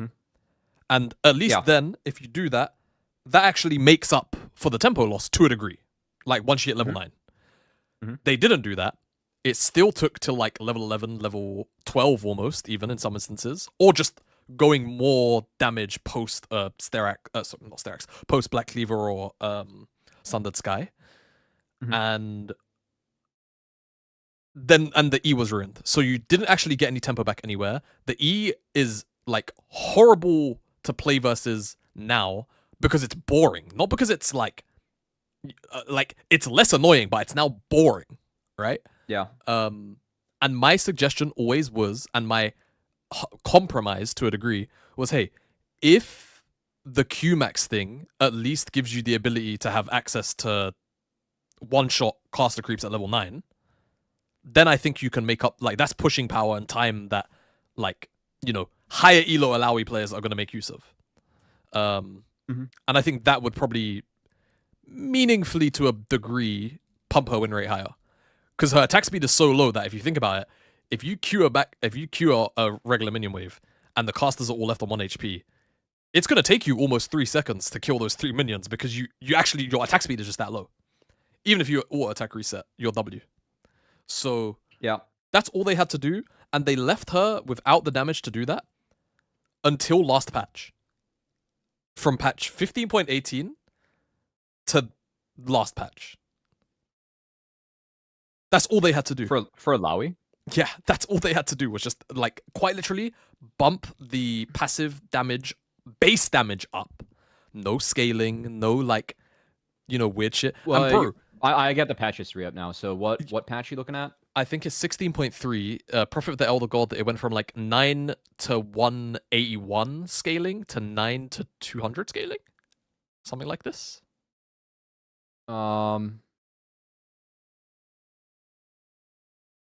Increase bond reach 18? So the initial set of changes were on 25.15 and 25 point, like through 25.18. And then the most recent change, which I think was 16.3, that's what they should have done on 25.19, on 25.19, or just initially, yeah. Yeah. And they just didn't do it until then. And it's like anyone who is high elo, has a decent grasp of game design, and like isn't a complete like annoying one. You know, like the annoying ones they just beg for buffs, like, oh, look, my chap needs to be like. If you're just reasonable about the game and you know how to have, you know, logical conversations, it would have been fine, and that change would have probably happened. But the people that they spoke to from the subreddit, with all due respect, them motherfuckers is stupid. Like, all they wanted was they wanted the AD ratio to be really high again, like it used to be. Like it used to be 120% AD. And it's been it was at 100 for a really long time. But the thing is, if you buff her AD ratio with the current list of like bruise items, I'm not gonna lie, she's like a lot more oppressive in my opinion. Like you want her to function like a drain tank, not like a burst bruiser. And then when TL went for the engage, it was a complete. But yeah, the subreddit Reddit mains were like, yeah, yeah, really goofy IMO. Extra Zonia, so we'll see about the next one. Maybe that's the mind game. You say, you're too aggressive, and then you trick them to not go in. I gotta say, LYON played it really well though, because I do think, you know, traditionally those compositions we see often do well in lane, but then kind of fall apart. I felt they really played well when they were strong, which was early, and then once TL hit 2 items, they're like, you know what, we would lose fights here. They just completely avoided them, played side lanes really well. All right, I gotta get the rest of my coffee and use the restroom real quick. I'll be right back. Yeah, go ahead, brother. And it's a huge Let's talk draft. Let's talk draft. For this LYON roster, that everybody, including us, we're very Ready finish should only be taken so they know what not to do. Yeah, I mean, you know, we were like, okay, you got a lot of individual talent. It's just goofy, man. Like, I don't know. Even after I made, like, bro, I'm not gonna lie. from watching the last couple of series, even just the first I don't want to be like arrogant, like me. like Even after I made the video, and like, mind you, that video that I made on Alawi, it got like 30,000 views. And I'm talking about a niche champions balance of all things. And it was thoughtful and it was laid out. And even that, like I replied to Froxen on a lot of the Alawi tweets, never got a response. Never got a response. Never got reached out to. And like weird, like it was really strange, I think, IMO. I'm not saying that I should be like the guy for Alawi balance, but like I think in that instance when they proposed the changes that they made, it was super obvious game design wise all of the options that they had at hand, and I think the way out that they took was just incredibly lazy. I think it was incredibly lazy and very poor in terms of just how it now handles and plays. What would it take for Briar to be good in pro? Incredible damage for Smite fighting anybody. I think honestly it's like weird because I actually think Briar in solo queue is a very big time demon. I'm hearing you, but I'm not listening. You get what I'm saying. You know, I do think with Corki it's probably going to be the Nico or the I think he's a big time demon. TL's bot lane is really well known for their 2v2 play. So oh guys, I really want to play Maokai jungle, you know. Nico gives a lot of power here. We're playing Ari after the series. No matter what. I really want to play Maokai. That was a boo. Not having control of your champ for any amount of time feels counterintuitive in play, but I'm sure it could work. I mean, I think people oversell the complicatedness of that with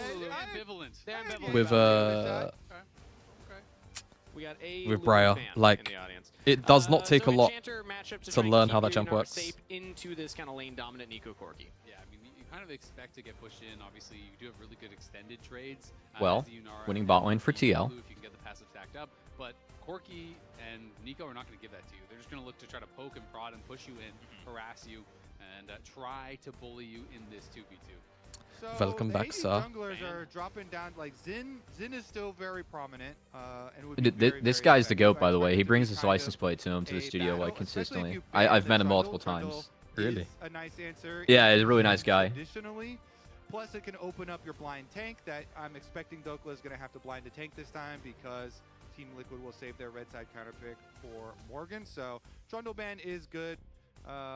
Maybe it puts even more kind of focus. If I'm TL, I'm just banning Sion Kasante. There it is, banned out. So Xin gonna be banned out. Or at least taking away Sion, I think. Yeah.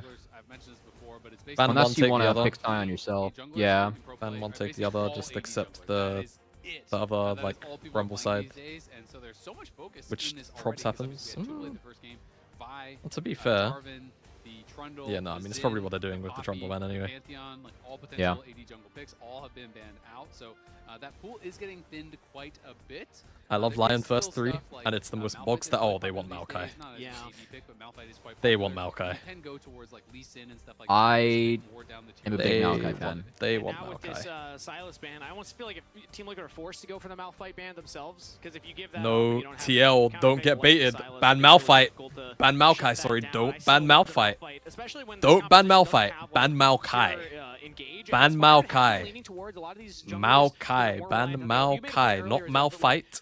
The team is playing around Oh, Inspired so much Jinjosh, better, and I think it's Shibar. opened him up to play less things like the Zinjao, like the J4, where he has to make action happen himself. Wait, are they? He can rely on Oh, the Inspired, team more, for real? which opens up things Serious? like the Yeah. Malphite to set his team up Yeah. for carry. I'm actually so Serious? surprised when they banned Silas. To me, that is such an obvious tell that you want to play Yeah. Malphite. I was actually really surprised that it's an Ornn. But like, still, why Ornban? Like, I think Ornban is crazy. They wanna rumble. I mean, I guess. There, but Huh? Malphite is really strong. Maybe Eh. you can go Mundo instead. I mean, Mundo, if you're expecting the Malphite, maybe that's what he's saying is like. I need to get a Mundo is direct great line to against Inspired Malphite, so maybe immediately. he's saying, oh, I know what you're I gonna mean, do. You're Mundo gonna for do Jose this, is pretty this, giga this game. Mundo and try to It's very. outfail, I think it's you know just- what? which could make some I think sense, it's but fake. Malphite is great because you can build Really? all I these think it's super fake here. tank items, Yeah. right? Yeah. Like, Because you and don't know Okay, what fifth why? pick is. that You is don't know what just fifth so pick is. effective. You can get to 1, 2, 3 In items this really specific quick. context, You I think that's spike well important. on that, you Oh, set up oh, really this quick, champ and is get good. super high damage. This champ is good. Yeah. This champ is good. This champ is What's good. showing? Hey. Ah, Jinjai Shibo. Not gonna slam it this time around, just playing with you. Wait, in the Lulu Malphite, you want Graves? Listen, Graves is a funny ass champ. It's like you can play Bruiser right now this patch. It's really good. I've seen some freaky shit. The other thing as well is the Protoplasm heal, because that's what some people are going. It scales off of your bonus armor and magic resist. So if your E is stacked by the time that procs, you get crazy healing. Yeah, and then you do shit like Bloodlord and all of this, bro. It's really nuts. It's really OD. Okay, I'm a big fan of this pick in the jungle. Yep. I don't like it this game. I really hate how TL went 4-5 on this game. Obviously, Blabber played it really early on. But I think you get Cassante, and then if you don't win early, it's a hard game. Was game 1 competitive? Kind of. It was a weird game. It was like really controlled from LYON, and it felt like for more of the game than not, they were going to win. And TL just really struggled to be proactive. Okay. I'm going to run ads. I only need to run a minute and a half, so they're going to be done and the game won't even be started yet. I'll see you guys once they're done. Leave the Gamba open, yeah, until basically first minute of the game, or once minions spawn, and that's it. Become an issue early on. Playing into a Lulu is kind of annoying, but you can still get you can still have very high effectiveness. I will say one of my concerns is that they're super reliant on core as really like the only engage, right? And so if LYON are playing as disciplined as they did last game, and this is how TL likes to play the game. That is really it. And when you just full court press and scaling jungle. Like Room Prison or a Nico route, well, Lulu can I don't know if I think Malphite is really good at breaking this comp. As far as that is concerned. Kind of. They do have a ton of damage over on the TL side, which can I'm a little surprised at what TL ended up with. I think that like when I see the Silas ban, you know it's Malphite Maokai coming in, most likely. It's going to be hard to start fights, whereas on and the then side, I think that when you go Rumble Zahen, you're just asking to get Cassante. And it ends up in a pretty happy game for Malphite, I think. Yeah. Drew victory in game 1 here in the series. As Azale's laughing at some all chat happening in the game right now. Yeah, Inspired was shouting about because he saw the Graves hover and he was like, "What? Graves was open!" Yeah. And immediately Jose's like, "Ah, it doesn't look good." So. No, he's talking through all the choices. He's like, Graves is open. Jose goes, doesn't look good. He goes, Lee? He's like, against Malphite Lulu? Yeah. So some little coaching going on here. I love it when the players are willing to yap with each other, especially in relatively high pressure series. I don't even think Graves is that bad here. Winner will at least make it to I think it was fake. It like looked fake bad. Cup into Brazil, yes. Yeah, it looked fake bad. I don't know what the build. I haven't seen it. You know, this Bruiser build is so dumb. But like, one thing I will say is you definitely need to get rolling. That's the only thing. So, but into a champ like Malphite, I feel like after first clear, you just probably outpace him. Oh man, so we're gonna get some crazy invade routes and stuff from crazy. Graves. I appreciate how Inspired has stuck with Malphite pick. I don't have it in the highest of like it's not that high on my jungle tier list, but I think that the angles that he's picked it and played it in have been they've made sense to me. Like this one with the Lulu makes sense, and you are good setup for Talia Flicks. Yeah, what I've never liked is that people don't do the spellbook runes. I think that's so OP on this champ. I understand why. Look, I understand why people go PTA and or electrocute. Because you know, especially like in pro play and jungle, like normally you need like early skirmishing damage.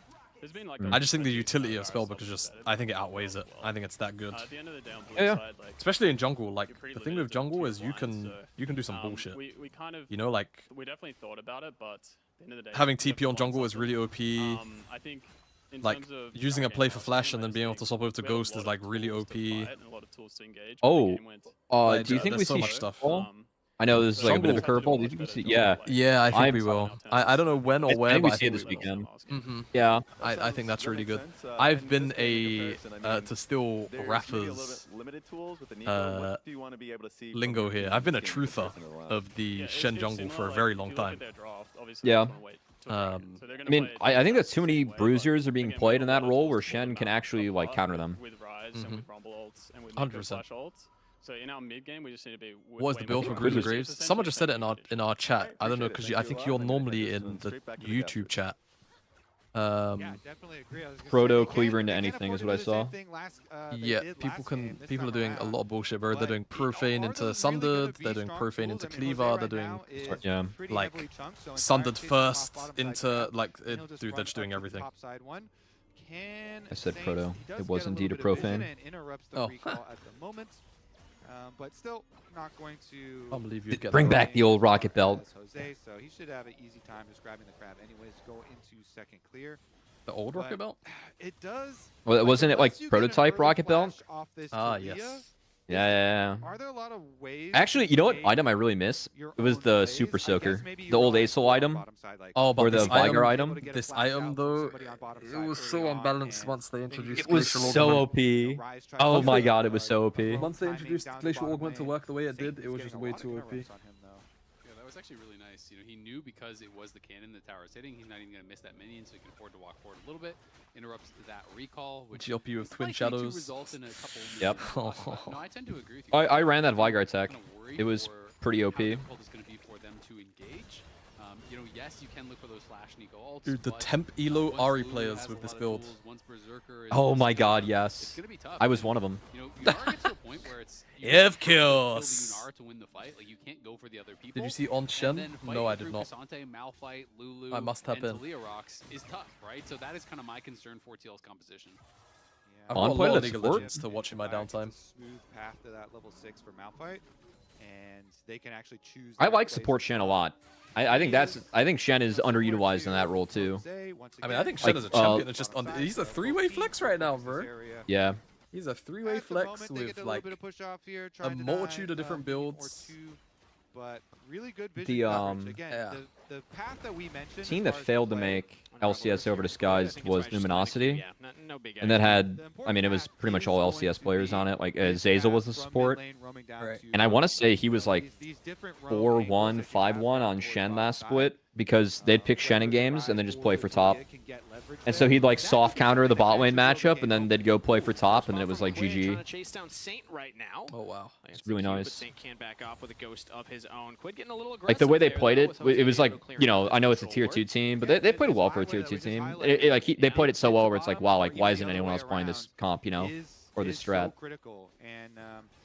Meanwhile, it is going to lead to an invade afterwards, like Quid can just flash for the kill. Yeah, if they can actually get in here. Quid taking some damage, flashes away. Oh. And Jose Diodo gifted first Jinja. Really nicely done. That's huge for Jose. I think this Zahen pick is ridiculously broken, especially in jungle where you get to cheat out of the early lane phase that's supposed to be bad top lane. And if you get Triforce on this champ, like, I really like C9's read in this. I like the game that Blabber played it in, how he played it was really good. And yeah, really good early start. It's 1,000 gold lead already. Wow. With the first bonus, and it goes so yeah, this start really good for Jose and TL, and it's the same logic as Wukong, right? Where I want to feed him all the kills and get him Triforce as early as possible. Has the all out available, looking for the damage onto Morgan, good but clicks. Won't find any. Morgan actually used the equalizer to hit the wave and was playing around it greatly. So Dokla not able to actually turn that. Yeah, he wouldn't needed to hit that third and Topo strike. If he got the knockback, you know, maybe you force the flash, or maybe you can. What changed with Rumbles going steel caps now against Cassante? Did people like do some math and figure out some shit, or? Nah, that shit's probably bad, bro. Of the wraparound dive where Quid forces that shit's probably bad, bro. Are people doing it regularly? Yeah, I've seen it a lot.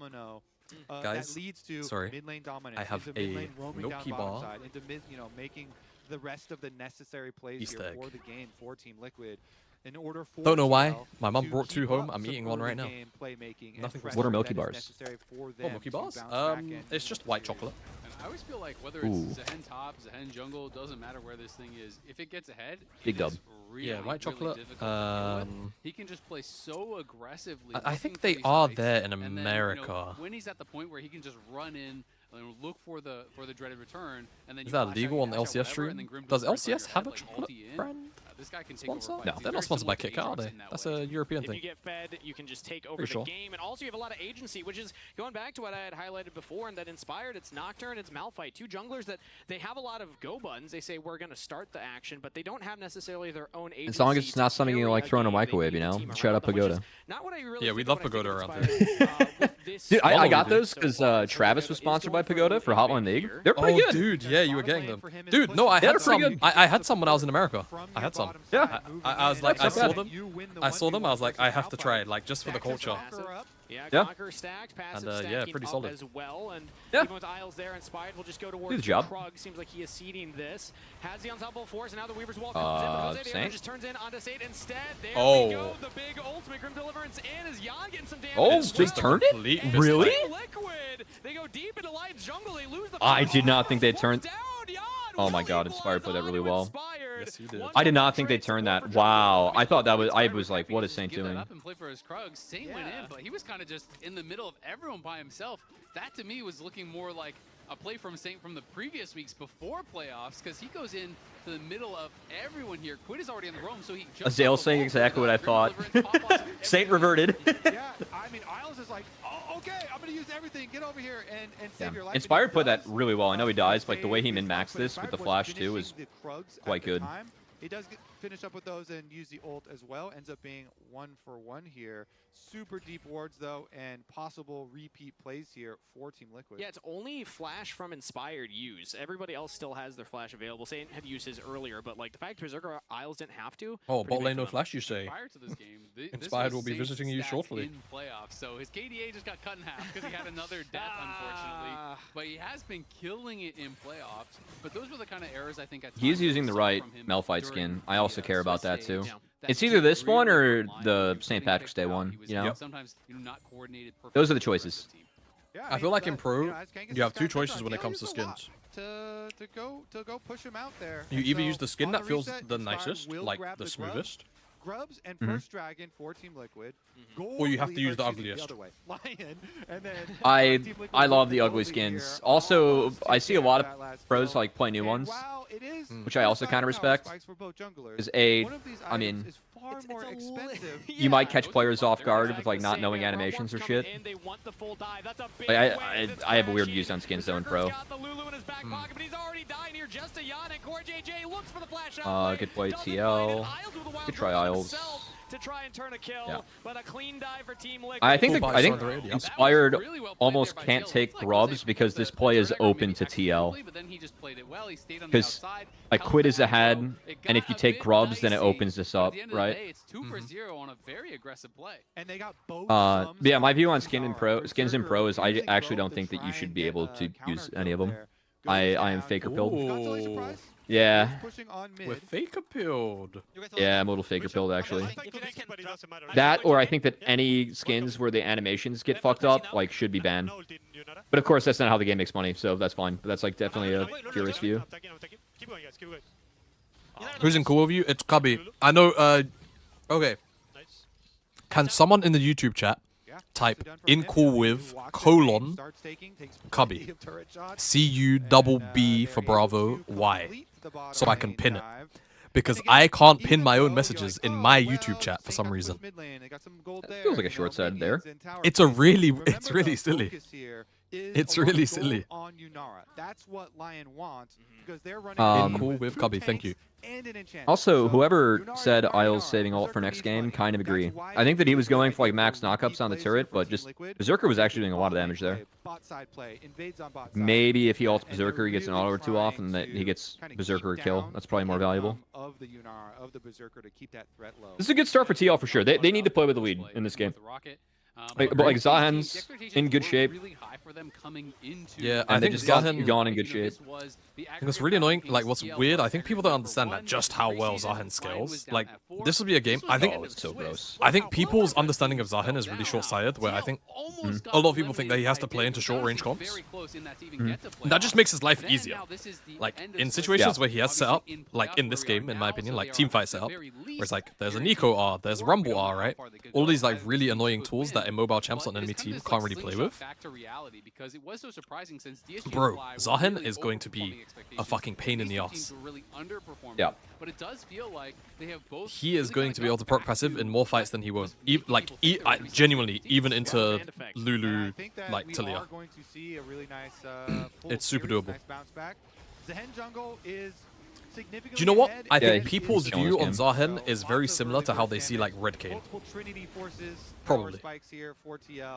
and they'll be able to comfortably. I think it's really close to IMO. I mean, yeah. is 3.4 total, and, I think I compare him more to Renekton in the sense that obviously Renekton's power curve is skewed a lot more for early, but I think that Renekton like scales with more melees in the game in a way, just because of how his abilities work, right?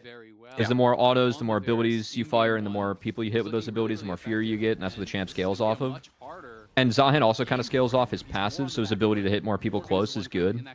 But his kit gets to interact a lot more with people that are away from him than a champ like Renekton. Yeah. He's pretty filthy. Like, if you play a fight right, you're playing with 2 health bars, you know? Like, 2 or 3 health bars. Can't Malphite nullify him in any way? I mean, yeah, he can always press his R key on him, but then he's not pressing his R key on, like, Rise or Corki or even Rumble. The other thing about how Zahen works is that, like, yes, auto attacks are nice for him, but he really doesn't scale off of auto attacks. Like, he's scaling off of E, scaling off of Q, which is an auto reset, so it, like, Malphite E hurts that, but it's not, you're not dead in the water because of it, you know?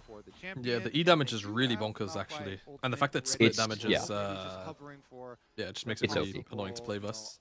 So I got to, I play tested Zahen early. I was part of, like, the game capture team, so we recorded gameplay for Influencer. Okay. Like, the Influencer kit they handed out, which is quite fun. And when I read the E, they changed him like 2 or 3 times while we were testing him, which was nice because I got extra hours because we had to reshoot stuff. Sure. But once I read the E, like the outer circle doing % health damage, that was where I was like, okay, this champ is really not okay. Because the passive and R are really strong in this champ, and I feel like the first nerf they made was taking down the R, and that's because the E exists in the state it does. Because the E is not okay. Saint? He was trying to predict the flash. Yeah. You don't I don't know if it was necessary. Because you can chain with Cassante. Oh. Me pussy bomber bloodfire! Oh my god. Lord of Jesus. GG. Oh my god. This is cooked. This is absolutely cooked. Alright, well, at least it's not a 3-0. Tries to go for a big Fuck, Lion!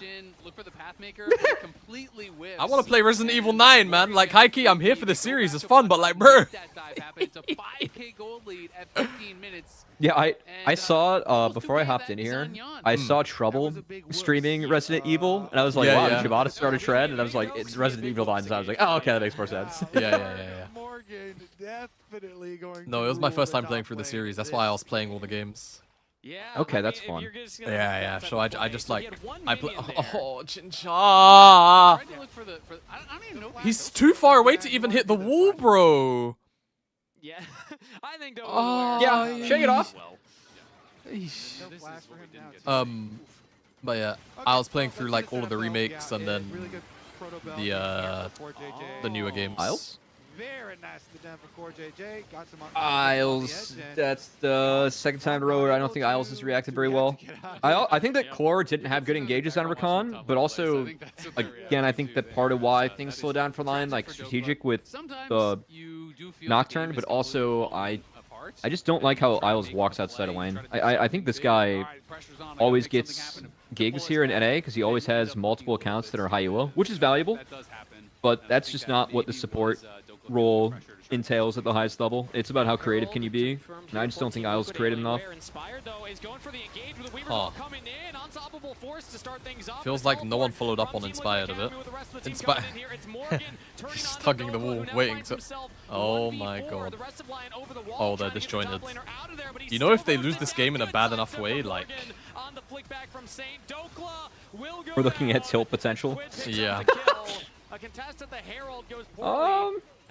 Dude, if they lose this game in a bad enough way, like, and this is starting to feel bad enough. It's like 70% there. They don't have the correct timing here. The follow through with Talia wall isn't in time because you'll see Inspired ults early to try and keep him on place where the Talia wall is coming, and they use polymorph Imagine on the him Inspired as well, interview if they lose. Yon's able to Valk out. He doesn't even have to use his flash or his barrier. Inspired interview was nice last week. I appreciate how Inspired always gives honest thoughts. That is very valuable for everyone. you know, it definitely gets like clipped or memed on because he's a good player and is not like gonna shy away from what he thinks, but it is a good thing. For sure. So nicely done. It's like TL now with this healthy of a lead, they have kind of the luxury in a lot of these fights, a lot of these setups, and are able to easily punish the attempt from LYON there. Yeah, add one more member to this big 1K lead. It's no longer just Jose Deodo and LYON, it's also Morgan with the Rumble at a 1.7K lead here. So 1 to 8 on the scoreboard and a 5K gold lead still. It hasn't. I'm curious if Steel Cap's rush on Rumble opens up the first strike rune. That's my other thought. Like, maybe having the move speed and being able to space more stuff from Cassante or eat damage opens up going for the more scaly rune. Yeah, but then you would want Sorkpen boots so that you're just farming the most gold out of the rune, you know? In a way, yeah. At that point, even if you know you're going to be dealing with a lot of MR. Yeah. And so they have to stay locked in. LYON is not going to go down without a fight. But I don't know, maybe the armor is just about valuable enough sit back and go that like stops you from getting one shot or something. I don't know. Fights. I don't like it. I don't know. Gut just tells me it's bad. Yeah, I'm trying to reason my way through it. Yunara has at least now finally gotten to 2 items. He finishes they're just gonna. And bottom side play. And LYON are gonna go for a dive. Morgan has I really like how Morgan positioned because Cassante can't interact until later. Yeah. Top laner who gets the credit. Dokla's trying to take up as many shots as possible. We'll get them all, but his fight has to hold out as Saint barely gets the threat of volleys. That took a long time and a lot of health bars. It did, and you could see that he thought it was kind of an easy dive. That's a good play from LYON. I mean, TL, we're on reset. Yo, W leash. Thank you. Dokla wasn't doing any damage. Dokla was taking that. Yeah, Heike not close. Thinking, hey, I don't need to use my ult. It did get sketchy. At the end of the day, they get those kills. The question is, do they get caught? Jose Deodo's going in for an invade now. Dang. Still in the 1v3. Still I really hate how Saint plays Talia, man. Jose Deodo, though, feeling confident. Isles now coming up, flash forward with the Grim Deliverance. Kill onto Dokla. Team Liquid's jumping. I think that these flicks have been stuff I'd expect out of someone that doesn't have enough Talia games in, you know? To pull off that dive. That the extended play from Jose. APA is still hands down the best. So they are. We've had rooted up, but with Isles there for the shields, had the split. Maybe in the world, TBH. I actually think there's a shout for it. Just very specifically. Oh, whoa. LYON trading with a Berserker here. And see, this is the kind of shit that gets LYON and TL in trouble. Like, why is he valking forward there, bro? Yeah, I mean, they do get turret out of it. I think they would get turret on this rotation anyway, man. Yeah, I think so too. Yeah. Like, I think it's just unnecessarily volatile. I mean, is there any? I mean, it's probably still BDD. Yeah, it's BDD. Like if I have to go outside I can't recall watching Knight play Talia this year off the top of my head. But I'm not going to go out and say he's got the best Talia in the world, but Angel's not on a very good team, and he's a very good Talia player in the LPL. Yeah, I can respect that. I think Angel's always been very good at like the closer to utility mids anyway. Like when I think about Angel, I think about like Lissandra. Like that's the champ that's in my head when I think about. That's funny. When I think about Angel. I don't know. I think APA like definitely has a very good idea of how to play Talia. There's probably just a better one across the world. I think APA still has shortcomings. Dude, he's doing. I think mechanically he's been fucking great this split, man. Yeah. Like on Talia, like other champs, sure I can see the mechanical short side thing, but he's even building it differently compared to everyone else. He's the only person I'm seeing go Spellbook, and he's going Blackfire Torch into Actualizer. Yeah. Every game. It's never tier realize. Yeah. I mean, I don't think Dokla's like dog shit. Dog shit's strong language, but I don't think he's, you know, like he's kind of like the hurdle to be like an existing towards the top end top laner in the LCS. It's like if you're better than Dokla, then you're probably like top 4 in the league, top 3. Dokla's a decent benchmark for like doing your job. Oh, I did not see Berserker. Autos used, transcend oneself. Berserker's gonna look for the He's stalling for LYON. He might do. Oh, he stalled really well. Well played. Really well played by Morgan. Yep. Really well played. It's not easy When I think Angel, I think KO. okay? Bro, I need to get a soundboard. I need to get my soundboard back because sometimes you motherfuckers say some shit that deserves a soundboard response. Do you know I wanted to play? Let me get it. I'm gonna hold on. This is Bollywood bin you speak of is good.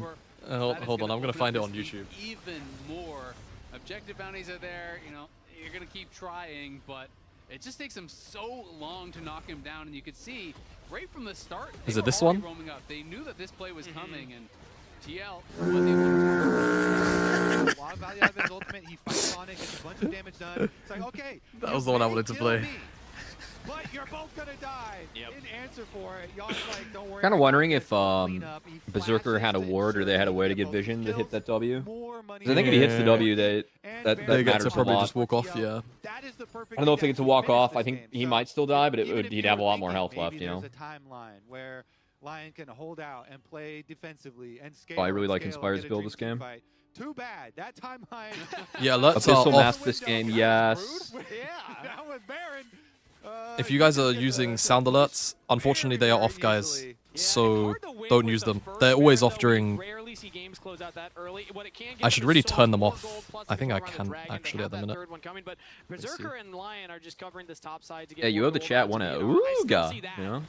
The win condition. Yeah. You need Berserker to be able to free fire in these fights if you want any shot. It's just that Team Liquid at this point are just ballooning their lead even more, as they should be able to continue the siege onto these turrets. Even if that happened right now, you kind of need like LYON to somehow not be firing, because Corky's got a fully completed Lord Doms, and he knows how to use it. So bottom inhibitor sacrifice, because they're like, okay, fine, you're rich. we don't want the fight, so we'll try and make a cross map play. Okay, they're all disabled. All of the sound alert ones are disabled, so people don't waste their channel points. Morgan is good weak side, okay? He's not going to expose himself. He's always good in trying to delay and make time and deal enough damage to set up counter Keep the change. Cheers. Respect that. I would have died for that wave. Yeah, I am also worried that like C9 potentially still dog walks these guys. Sometimes you just gotta choose. Something's worth dying for. Cannon minions are one of them. My friend is a big fan of Cajal streaming with Basil, that's a banger. Wait, really? Yeah, that's a banger. Oh my god. That's just smart by them. Enemy team is just too good. Yeah, my team. How's that happen then?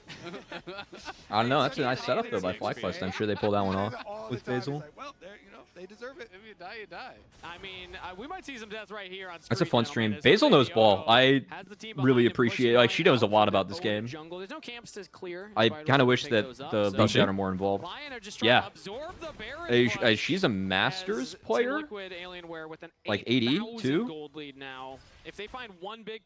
I love Basil. That's twin. I'm not gonna lie. Anytime I've heard her talk intellectual about the game, I've had to tell her to just stop talking, and I've sounded sexist for it. They don't need to risk anything. I think that they want to play it really. All right, but maybe not the ball that analysts know. She knows an off ball though, where it's. Oh yeah. These kind of things, because they really want to make sure. No, that's twin though. We both bully Mahir. That next dragon is up for them to try to look. As is tradition. As is tradition, to be fair. The best souls to eliminate the chances of comebacks. Just a necessity if you're in those circles. Exactly. Mahir must be bullied. You could probably tank the Malphite ult at that point. Yeah. Mahir does good interviews. That he does.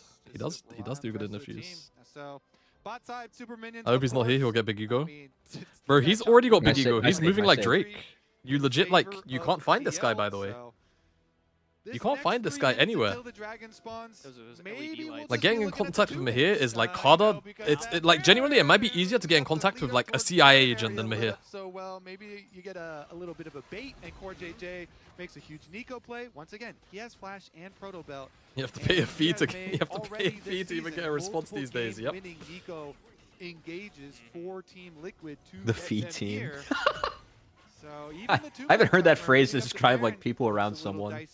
That's kind of funny. First Baron, hard to close the game. Second Baron, much easier to close a game, especially. I don't know if you tried looking around the ABG hotspots. To be fair, it's like you need to. Genuinely, you need to put like a cardboard box being held up by a stick. But this looks like it's a Team Liquid victory. But then he can only see a part of it. That means we could have a series on our hands. And then underneath the cardboard, it's like an ABG with a septum piercing, and then a diet white monster. It will be fun to see if TL can guarantee that will. And then you might catch him This weekend.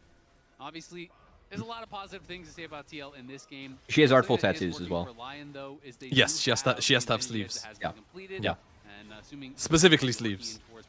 Okay, that's a lot, but we sum.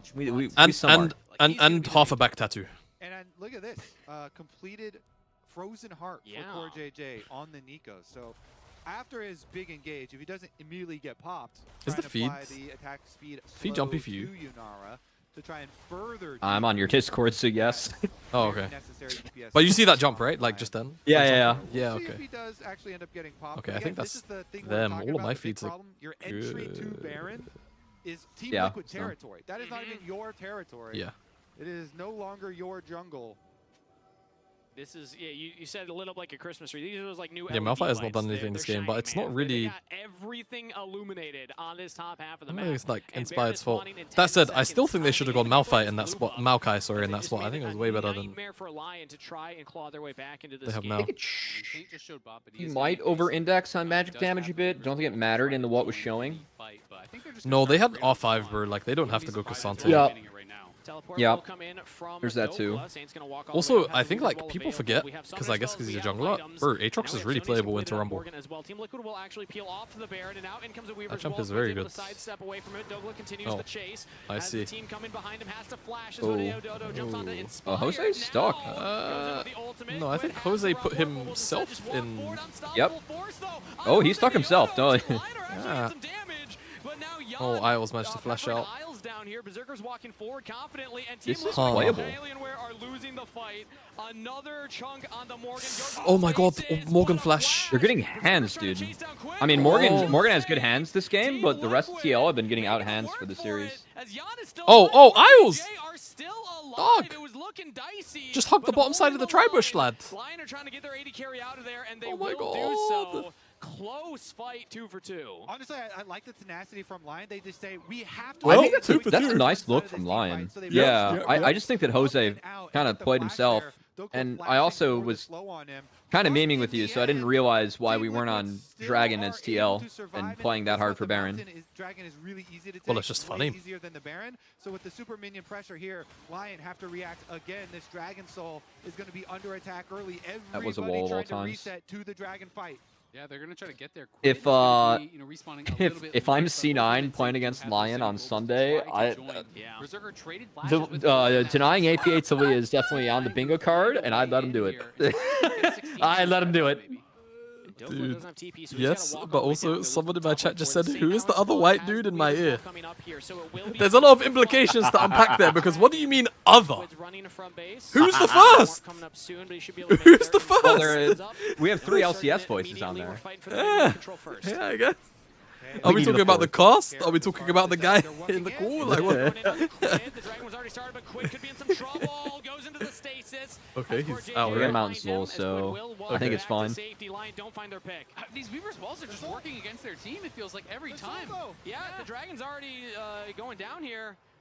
Confirm it. That is 4 Drakes to Team Liquid. Yeah, I don't. LYON did not find their play mid. I mean, that is tough. It feels like a lot of times this game, Saints ults have just not. It's you, Sir Thorn. Bumps Quid to the other side of the wall, pushes him away from Berserker. Cubby and his evil demon alter ego are both in the call.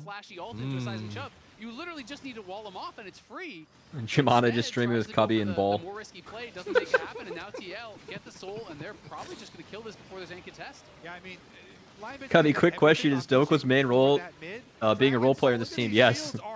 He is the Dennis Rodman of LYON. His job is to eat shit and produce rebounds. Oh my god, Inspired is getting fried. They'll chase LYON away from the river. Dokla full retreat mode as Jose Dioto continues going forward. Berserker's cutting back. Realm Warp here into the flank as Saint now has to go into the stasis. Inspired's looking for the ensemble force. We must cook Saint again. Saint's in trouble as he will survive for quite a while, but still falls. Berserker free firing will get one, but claimed by I think if I have Saint, Inspired, Berserker on my team, I love eating shit as a top laner. Yeah. Oh, it's my favorite Shovel pastime, me all the actually. shit on the planet and make sure that I win games. It's legit my favorite pastime, if that's my bot side, by the way. Yeah. Yes, yes. Dude, who's their coach? Who's their coach? Can you remember? I can't remember. Rigby Rainover? Yeah, yo, Rigby Rainover, please, more, another, please, another Cassante game, please, another Ornn game. Like, just give it all to me, man. Give it all. That side of Aatrox might have been nice that game. Aatrox would have been nice that game. I think people don't explore enough Rumble answers at all. Is a cheat sheet for when you want to make side lane plays, and I do think to Spook's point in the interview that you had with him, Raz. You should be playing some freaky shit into it. Windows, right? So I'm gonna go through two I mean, you really would think that a champion that's been perma-blinded would have more answers to it. TL, we have People just don't play them. that got pushed in here, and Besides, like, they just take the tank, ones because it's like less volatile. The realm warp And then they Like, just call it if a we day. want to get weird, really weird, this is a really just Swain's playable into that champion. Yep. Good use of where the wave state was. Good example. Use of the realm warp. We Really need Blippo nice. back for this. Two people online are dead. All right. Woo, and this He would gets do it. them into a really good position. He would. The next one I want to cover is I don't here. know, there's like Again, plenty. We have the pushing You can bot wave do state Imo here, Cho is right? really good. And You can do. Do you know what is actually really good, but people will definitely if we not look do? at the map, we have these What? two It's already Nessus. setting up. Whoa. That champ, Oh, Susan. for that champ randomly just has a very good lane into Rumble. The realm warp is gonna come later. But I can't Jose even is already explicably tell you coming down as well. why. As Like, we it just play survives. through the clip. It like Is it it just 3.0 or survives. what? Yet another really good top lane dive. Yeah. Core That goes helps. in, I That will helps a lot. say, timing you can go here. Visage first, and that feels really good on Nasus sometimes. Yep. As an old Nasus connoisseur. Nasus is my favorite. I've had a couple of adult beverages and would like to play a game of League champion. Quid has had a really good time. Also You know, Kennen. This year. Though it did Kennen. recently get And he's kind of, I don't want to say 4-0 gutted, but on it, like the nerf was pretty 100% heavy-handed. win rate. Yeah. And I really love, again, how they use this champion specifically around making side lane plays, and I thought it was a really good use of timings in bot lane. And a really one-sided game. Nasus is indeed the perfect champ for that. Really bloody. For sure. Let us know who your I player of the can't game is, do though, too much because we damage got, to the game, you know? obviously Milligan has Yeah. a lot Only of my time game. on champion damage. I accidentally zoomed in. Wait, what's up? Nasus I and was about to Singe. say, What's clear up, it Finn? it's Crazy. Clear it up. There we go. So this is the You damage said- from the whole game. Can I do what? Morgan definitely got a lot of revenge on Dokla not Yeah. being in a range versus melee matchup, but we actually were all split on who Oh, the Big Balloon player just of got the game sniped? was. I No said way. Nog Hold on, I have for to being confirm. reckless and Who carrying the fuck through sniped fights. him and what for? Emily said Quid, Raz said Jose. I said Jose because of his, like, not only did he get that early dive mid lane, and then the invade on red side jungle that was super successful, and then was a part of the duo. Iron on 4 the right. NLC player. I thought it was an I'm a fan of excellent you. game from Jose Dioto. Yeah, it was. And I've And only it seen was your really username. Wow. about how, Mhm. Well, him playing, like, a lot more see you in 3 minutes, passive was Bloons. required of him in Dude, game it just- one. it is what Didn't it work is. out. Here we saw him making so It many is what it is, plays bro, on like- sides. It looks like Raz, you won. That's what I'm talking about. Casters I watched agreed an with LC you. stream I some take days the ago. They cast. don't I have take the casters cast. anymore. Probably with the chat. I want to see what the chat thought about that one. No, unfortunately, they don't. Honestly, I think all I feel like that was the votes perfect are time to valid introduce with how AI well casters, Team you know? Liquid played this one. Oh This my looked god, like if a they did TLAW. that. I would would've have been loved the job security that I would have drawn from that for years. Dude, like, it actually, it would have been. General play with when we're talking about the windows That would have been they elite. available to them, Like, being able the to thing find is, that I tight actually window believe that dead lane, Matthias would have, especially like, how low let Rise that is. happen too. Being able to find that window If through someone the fight suggested it to him, sometimes, like, especially I if you think fire if someone blocking DM'd him one was of like, the dude, this would be a dives, good still opportunity to just, finding like, two of use them. AI casters. I Like, think this is Team Liquid at their peak. They Yeah. just need to be able to find this consistent. I would have loved that. That would have been the greatest hate watch of my life. They found it occasionally in the DSG series, and now we're in a situation, thank goodness, let's not fully misinterpret what happened. So most talent did get paid, but a lot of them put in late fees, and so subsequently their late fees didn't get paid. And then they were like, because because they were like, more of the invoices were paid than not. They were like, well, the invoices are paid, so da. But like, bro, if a contractor puts a late fee on that payment, you have to pay it. It doesn't matter. Like, if you were late on the agreed upon payment range, then you have to tank that. But yeah, just really goofy. Yeah, what's interesting to me is wasn't the impression I got from all the discourse, but that's fair. So I think I don't want to talk everyone else's business, but I think a lot of people were missing their late payment fees. Some people are definitely going to be missing this year's payment. Team Liquid is continuing to play with this level of aggression and play within their windows. I haven't seen a game. And then the late payment fee for other people in alternative roles, many of them definitely didn't get paid. I think you just need to have a slow and steady gameplay. All right. Now this game was a little bit cursed because of what happened bot lane and also the real mishap that happened top lane. It will not happen again. Okay, we'll see. Don't miss any LCS action when you get your foods delivered on Uber Eats for less gold. Game 3 is coming up to see who can take the advantage in this series after this short break.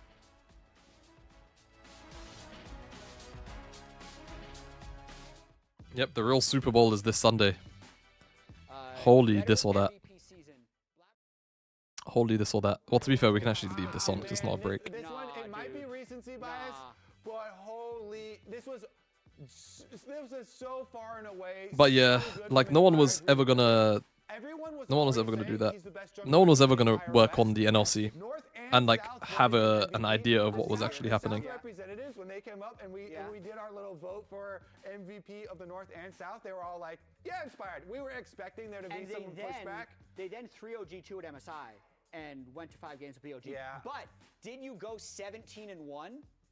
And they barely won the split against 2025 Blabber, and if you didn't int on Jarvan.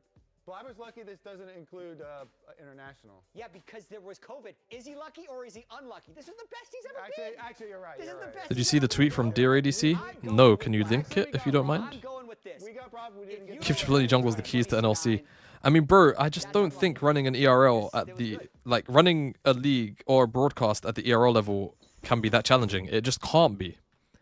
Financially, it just can't be that hard.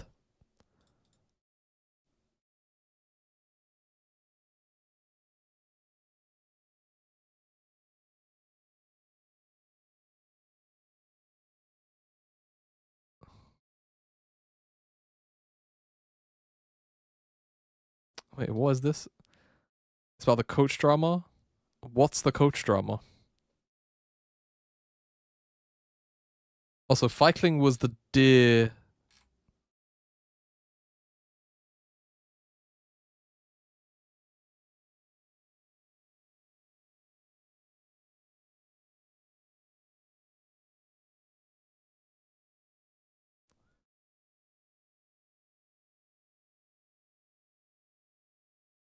Yeah, it looks internal.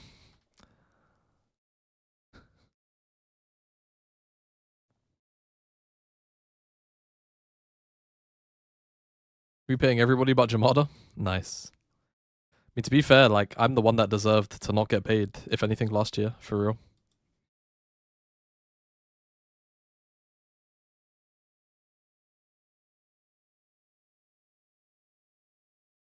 It should have been me. I should have been jobless, not them.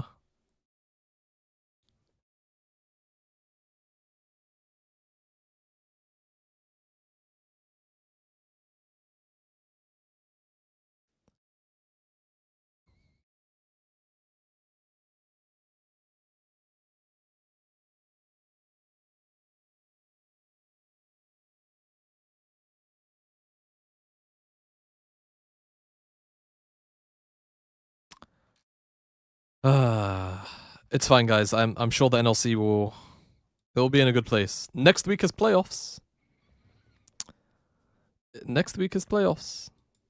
The downfall doesn't need to be studied, bro. Dude, the what do you call it? The the playbook is just there.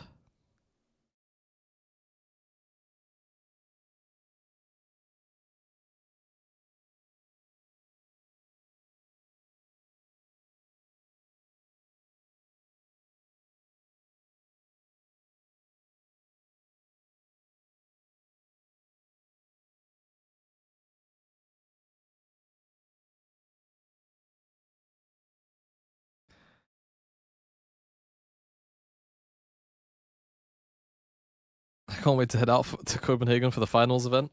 Yep. I'm just glad. You know what? I'm actually just glad I got to go to Stockholm. Like, even though I didn't really get to see much of it. You can hydrate. I need Cubby to come back. You can ticket is complete. I need Cubby to come back so I can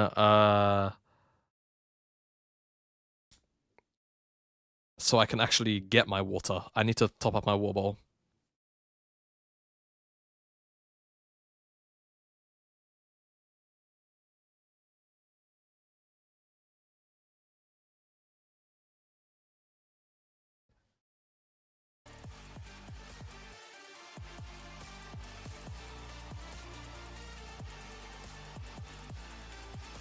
For the previous NLC finals where the arenas filled out,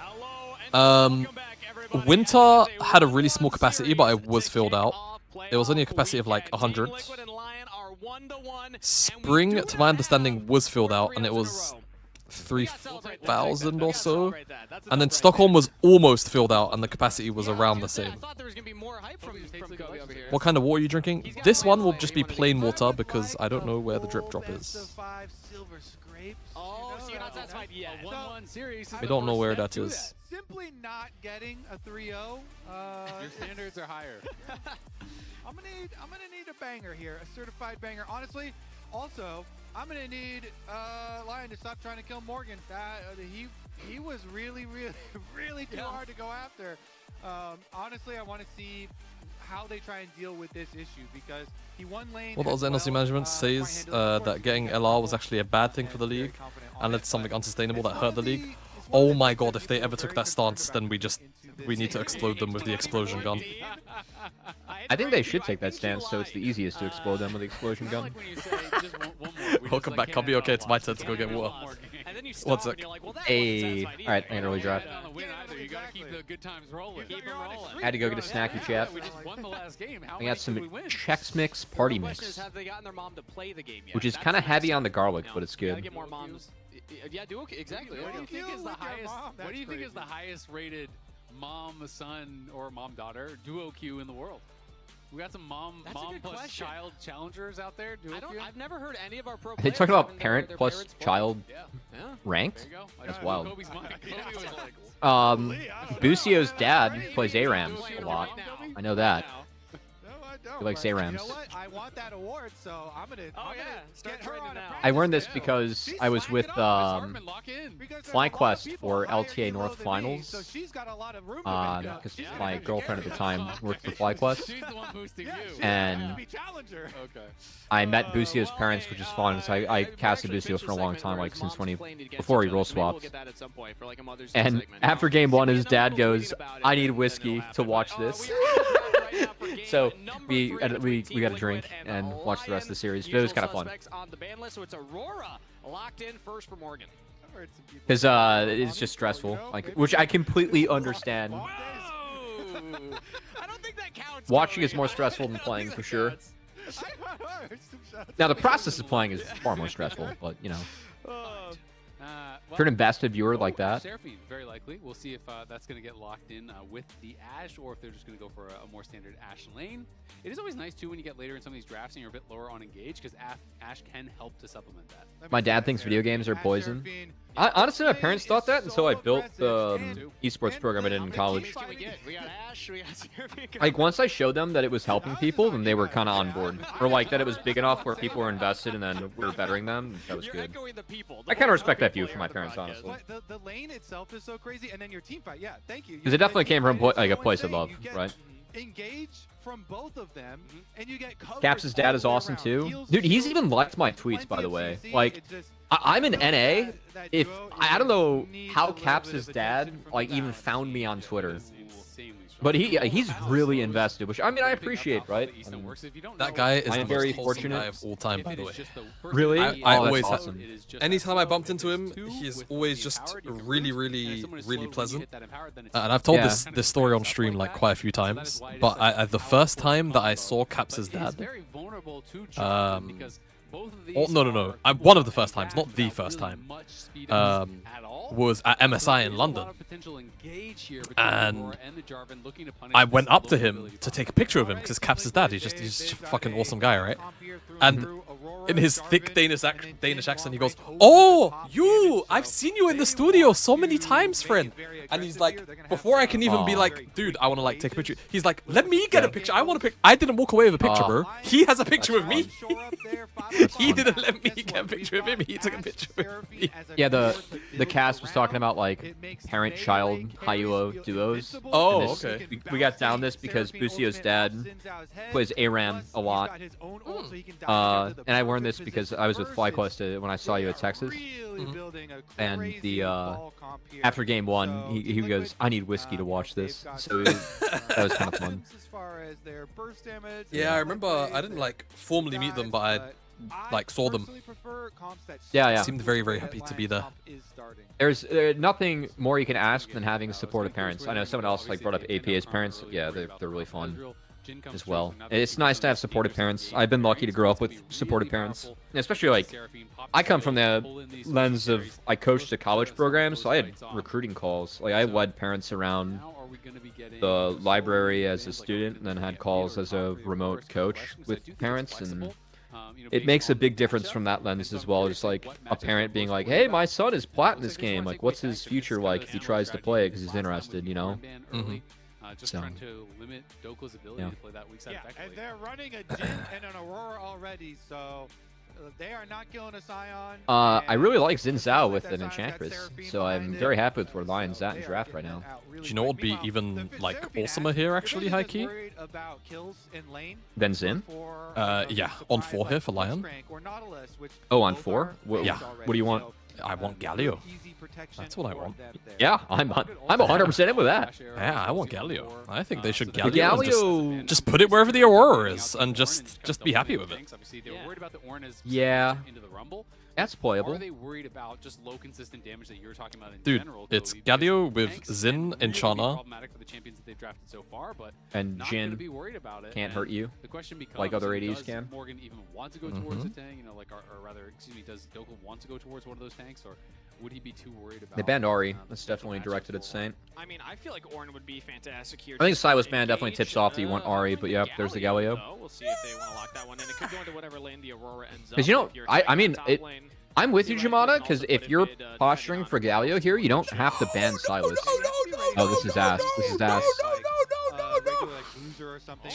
I was with you. I was with you. I was with you. Oh, well, now TL gets to play the game.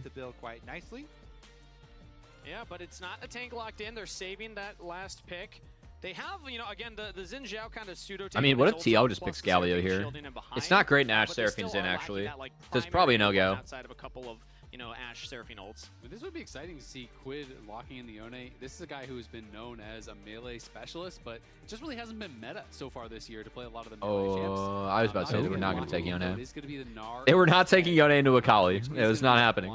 Up for the top side, so Aurora is going to be going. This is a good pick for Morgan. There's some created terrain. What pairing they want for core. They do have pretty good engage already with the Jarvan, so I think they have options. You know, you could go in Enchanter if he feels like that. Dude, what do you play in Ash Seraphine though? And then we are just waiting for yeah. Okay. I mean, it's the lane not sucks. good, but that's your only choice. Yeah. Yeah. A ton of sense if you do go Bard again, it's the same kind of philosophy. The kind of tech I would do here. Oh, yeah, go. Gnar in a game where Silas is out is also nice because Silas and Gnar I'm a fan of. I think the reality is Lion probably should. I'm excited to see a pick like this. It does not seem like a Dokla pick. Yeah, that's actually pretty good. Dokla pick that every time I talk to him, I'm always joking about it because when he was on Optic, he used to play Yorick. Yeah. Dude, Yorick is awesome here. Yep. Oh my god. Okay. So let him cook though because they Are they actually going to ego it? Bro. They did. Okay. Let's go. Okay. I can't believe that Gakos isn't the first Aurelia. Wow. I don't like what LYON did here. No. I think if they did Galio, I think if they did Galio, was way better here. I think if they did Galio with Irelia, I would actually be okay with it. But the fact that they've got Akali here, I am very, very like. Let's see how Chinese this guy is, really. Right, let's run ads. Ads need to get run. I'll see you guys in 2 minutes. But Aurelia, you can use the Oh god, I against fucked them. up Anytime my it's mini, Nara has to respect it, and you just constantly put kill dock. pressure. There we The go, thing it's that fixed. usually foils Aurelia counter picks You have a dock? is enemy jungles. Yep. Yeah, I have a multi-chat dock, so I can just look at YouTube chat and Twitch chat at the same time. And it's a little bit buggy when it's the size I currently have it at. Because Jarvan has to be there to potentially punish the Aurelia. Inspired has to be there in case the Jarvan is there. Otherwise, things can go sideways pretty quick. I'm very with you on the Galio shout, by the way, and the fact that it would have made Aurelia way better. Bring out picks like this, to bring out the Varus, to bring out I think Aurelia is a champ that definitely scales in games pending the amount of crowd control that's in the game. And I think for me, TL has too much crowd control for me to be an Aurelia fan this game. If that makes sense. Will it get LYON their second win here as the series still tied up 1-1, or can Team Liquid continue some momentum? It's like playing that champ into our Jhin feels really hard later, even if Jhin can't DPS you. And especially if you can leverage a lead early on this Aurelia. Morgan went Conqueror. Usually it's pretty difficult to team fight with this champ, let's be honest. Yeah, that's interesting. Melee carry. But if you have a Seraphine on your team, it makes melee carries way easier to LYON went Nimbus Cloak and Celerity? of all the CC, but also the That's kind of weird. Usually it's Storm. And the big heal. So honestly, I like the cooking. Maybe it's an here. Ashe I like Seraphine that they're tech thing? really indexing into Oh, he this went Boots bottom 4. lane battlefield over this Okay, I side actually rush, don't mind that for LYON at Boost all. 4 is good. No, Boost 4. Yeah, I don't mind that at all. This feels like a throwback. I think, because there is so much poke on this. I think what's actually really OP for core, this is actually a lane, and this is going to sound really crazy. No, You're not going to win this lane. You're not going to get prio. You should go Spellbook. You should go Time Warp Tonic, obviously. And you should go 3 points W. And then they actually can't play. That is weird. It's very weird, but it works. I wasn't expecting that weird. Dude, it's really weird, but it works. I started doing it when Time Warp Tonic started getting, not Time Warp Tonic, Triple Tonic started getting popular. I started doing it into hard poke lanes, and at level 5, each health shrine heals for 150 or a little bit more if you start building AP. Wow. So the other lane just doesn't get to poke you out. Junglers are starting bottom side because of this Aurelia matchup. Again, when that thing is locked in, you know Iron 4 NLC player at Cubby. Where do I buy a LYON jersey with Dokla on the back? And does this org ship to the UK unlike the charlatans at FlyQuest? Whoever wins up there is going to have a huge impact on the rest of the game. And I checked the LYON website. Going to get the early crash here for the recall and see if they ship to the UK. Because you have plenty of time to get I can't answer that one. Super early, easy recall off while Nara's dealing with it, and then you I think you're gonna have to get that like shipped somewhere else, and you're gonna have to go to the place. Make it a video, bro. Start your content creation journey. Ship it to France. Go to France. Both junglers are pathing up here. It's like ship it to some like random PO. Yeah, so the winner of this series will be guaranteed. Kind of curious that Dokla didn't donkey base Cole. He went Boots Pots. That's kind of telling. Also, the bar tech is rather crazy to me. It's good, but respect. Respect. Like when I was really in my bod bag, gosh, like halfway through last year, I was getting really creative. Let's just say that. It's definitely a champ where it encourages that. Oh yeah. because of the reset. Yo, no problem, Liam. Enjoy, bro. Yeah, the only tech that I'm kind of hip to right now, because I've been playing, I've got 2 accounts going right now where I'm playing jungle support. So like I've got an account for each a little bit. And the support account's 31-15 mid-diamond, not bad. It's whatever lane I can greed conditioning in. Just because, and that's definitely where my elo's at thing, and probably not a pro thing. Yeah, I like have started doing the thing where I refuse to play scaling runes in my elo. Okay. It's really annoying because it's actually antithetical to how I prefer to play a lot of the time. Mm-hmm. But I often find when I'm pushing like lane lead, let's say like I'm laning, the amount of times that I miss out on something because it's like I don't have Scorch, or I decided to go like Phase Rush instead of Aerial Comet, and that's like the damaging option rune that I had. Yeah, I CBA for it. So it was an 8-4 head-to-head, but they both won. Drop ego there? No, there's no ego. They both, got up. By the way, I've looked at this bot lane once, and I've already seen Isles and Berserker fucking up how to play Ash Seraphine. I just saw double E. Yeah, you just don't. Yeah, there you go. A single E and then double WWQ.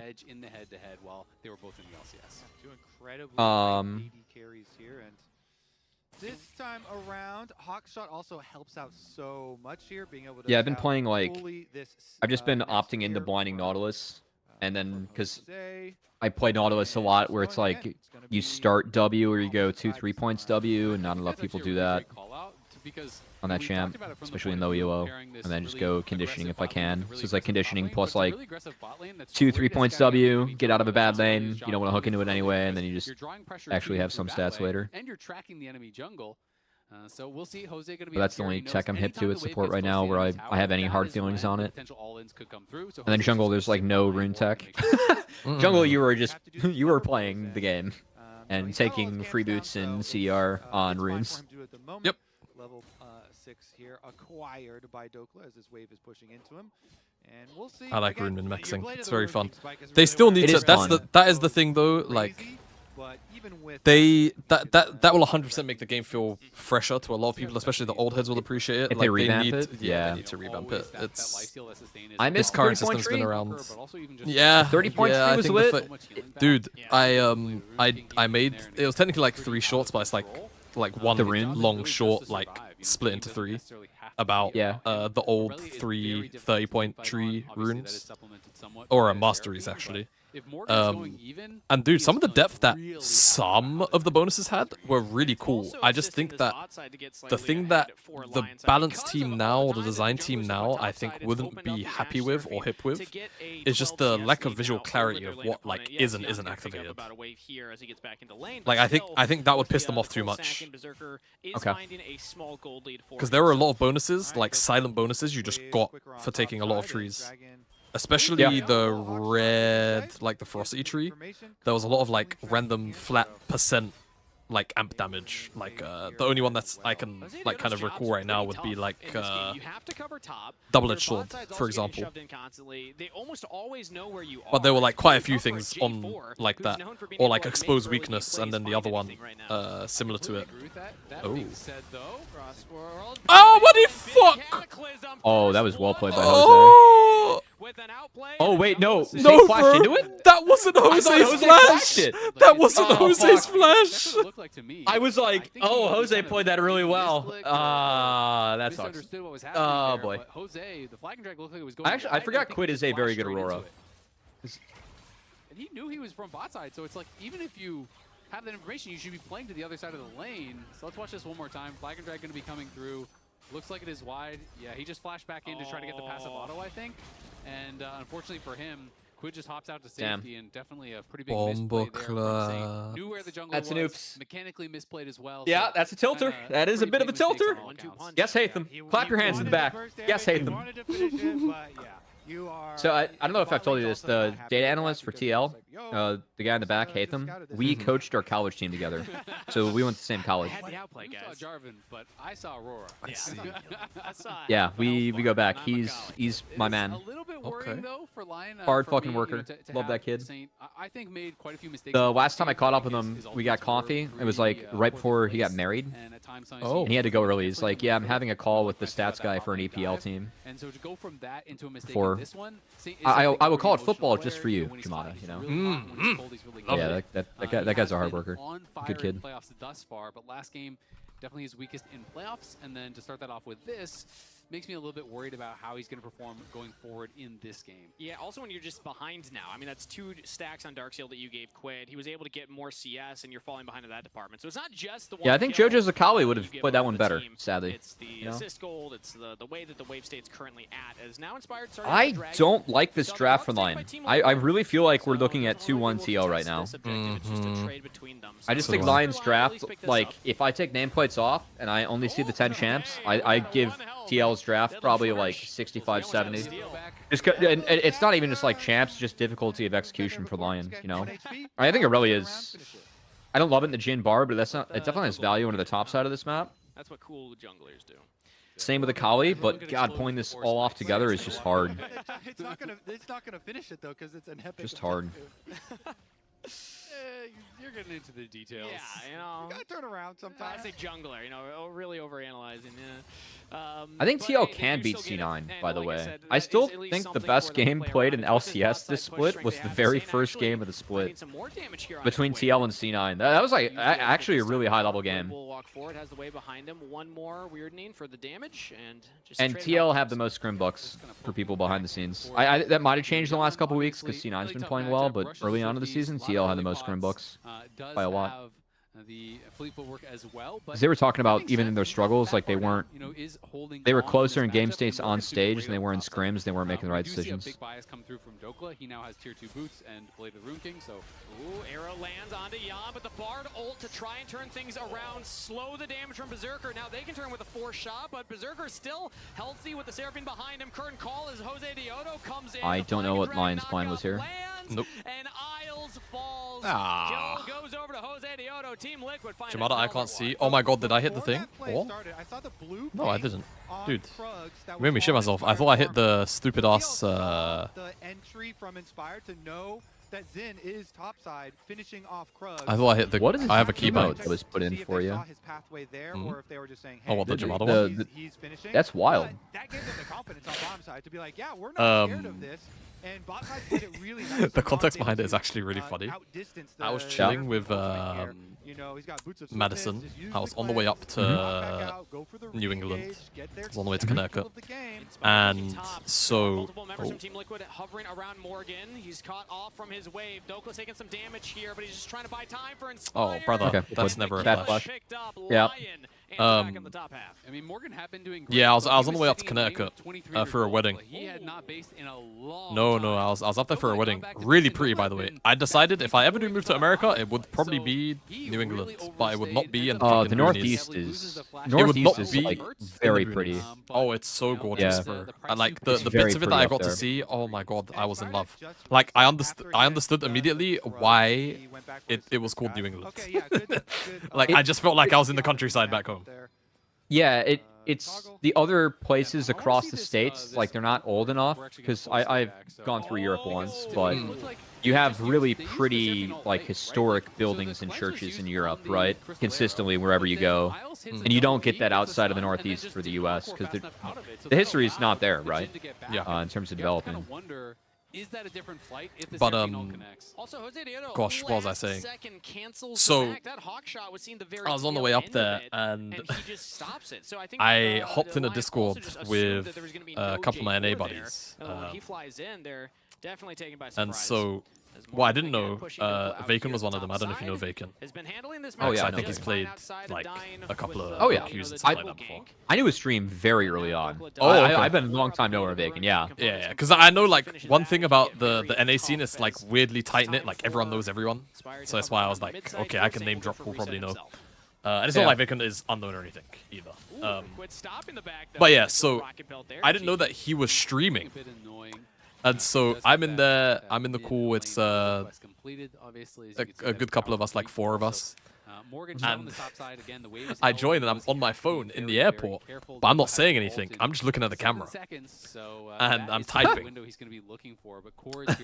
And so he put me, for whatever reason, on the second monitor. Oh, is Morgan getting a nice little bait off here? We'll play Dokla? Oh. Oh, he lost vision! Yeah, Dokla played this very well. Okay. Dokla played this very well. Wow. Well played, Dokla. Really well played by Dokla. That's why I say it's the most Wow. dangerous when the minion Good wave stuff, is Dokla. right there in front of Aurelia. Dude, they're letting Dokla solo queue a bit today. This is... I mean, we haven't seen this side of Dokla. Like, this player does exist. I think that we don't see it on stage because of the team and also, like... He's Dokla, not Surdy, you know? There are other players in the ladder that are better at this style, but he's done it well the 2 games he's gotten to do this. Yep, I agree. It's very Where's well that guy that called Dokla dog shit? Yo, spawn back in! Spawn back in! Get the soundboard. Good flash, too. Getting out of the root was big, because he got to hit the minions with the Q then. Well played. Really well played. Really well played. The Bard here, and then Yon's like, well, I'm overcommitted now, too. Yep. But yeah, so Vacon was fucking, he had the camera, he had my camera on his second monitor, and he was playing on the other one, and I was just like, I was just doing bullshit on the camera, and he kept on saying he was like alt-tabbing between the game and my Discord, or like me on Discord, and then someone in his chat said he was playing 5 Nights at Jamada's, so then that's how that emote came to me. That's funny. But dude, I wish I had the VOD, like, it was so funny. Because he, at a point, he just brought it on stream, so he'll be playing, and he'll just alt-tab, and it'll just be me staring into the fucking camera. Like, mid-game.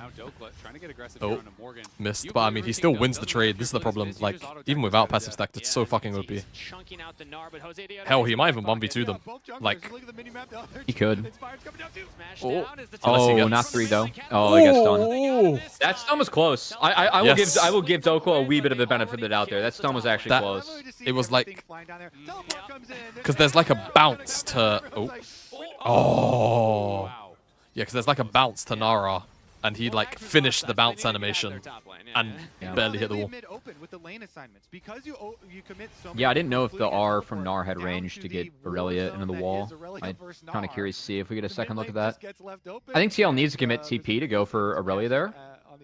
So respect that. It's a very, very marginal gold lead for LYON, but really, you know, the I don't know. I just don't think that LYON's lead right now is enough to warrant what their comp is. Of course, you know, walk to this team with Ashe and Seraphine, it can be very dangerous.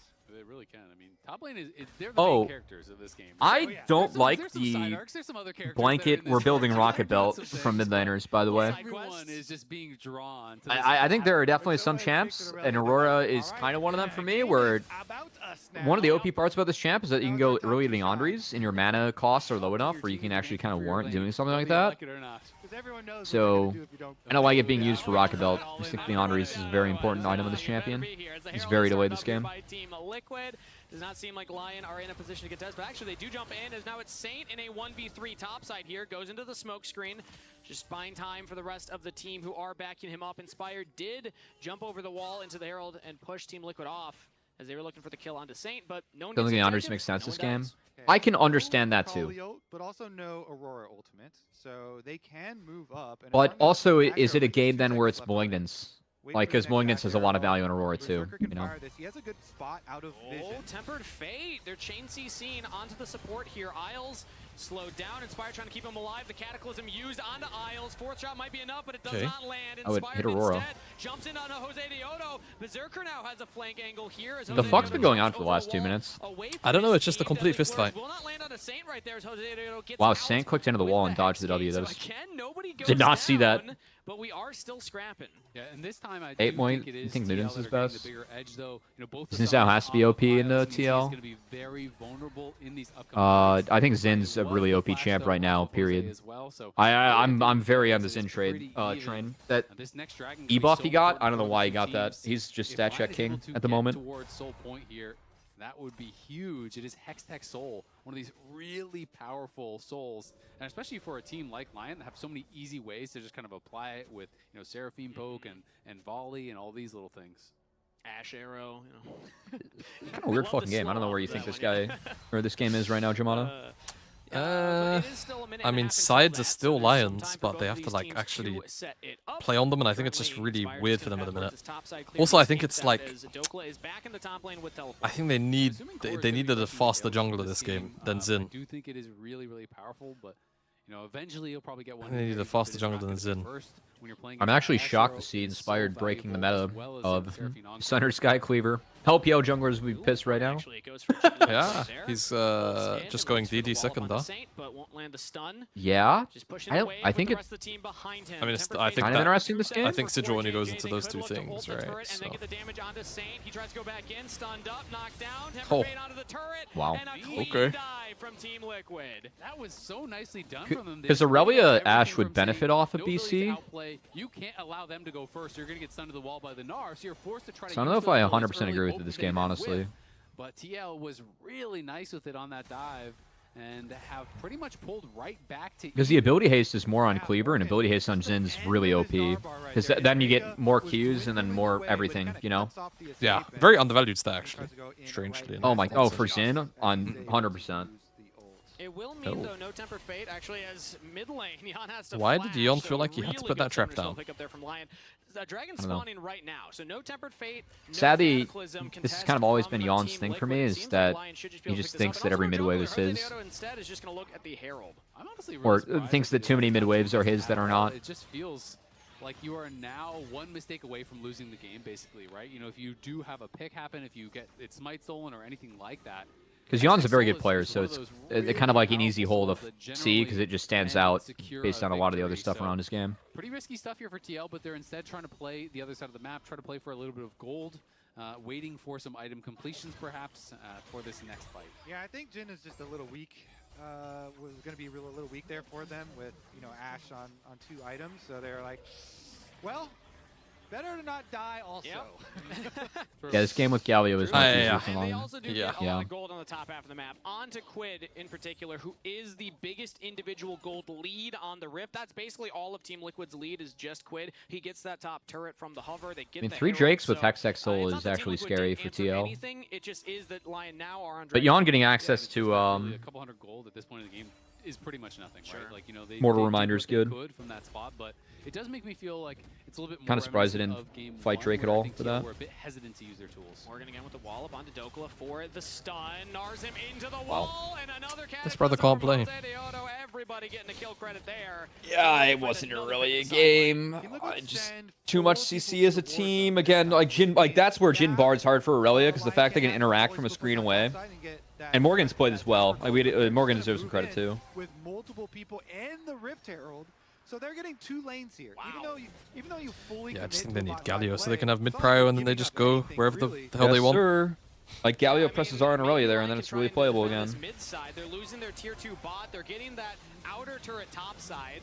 So Saint will eventually clear that one, but still positive gold play for Team Liquid. I mean, Morgan still basically kills this bottom tower. He gets the whole thing. Secondary tower here, so huge stuff from Team Liquid. Really smart play. They go to the top laners fighting really early this is the kind of stuff that like had me at TL 3-2 because I think that sequences they play better on the map overall.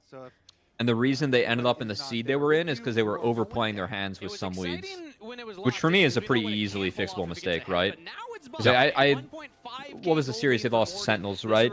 Like game 2, I watched Jose and Core play for like jungle camps and throw the game and throw tempo off of playing for jungle camps. Like one was they played enemy Raptors into Herald and then like used all their tools the Raptors fight for nothing. And then game 3, their draft was kind of shit against Sentinels.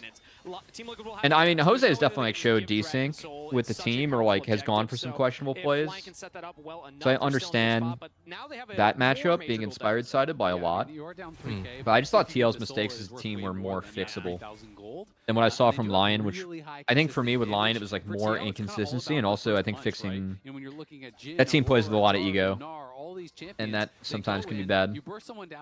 Like I just watched them not respect Dignitas as an opponent at all, and I definitely when you don't respect an opponent, I like personally, I take a lot of points away from you as a team. Because I just think that's like, if you're a good coach or a good team, then you fucking respect everyone. If you're playing in a league like this. I'm gonna make a prediction, and my prediction is that Morgan carries this game. I just, I just see this guy on Gnar. He is in a very, very good position. Yeah, I feel like this guy's on my screen. I've seen him play League of Legends. I've seen him play Gnar as well. I think this Oh, do you have thoughts on Jhin builds, Shimada? See that in chat. No, I don't have a lot to offer here. I think that I don't either. I think people overhate Youmuu's. I do think Youmuu's into rapid fire is typically very bad, but it does have its spots. It's just that people think that its spots seem to be 8 out of every 10 games. Yeah.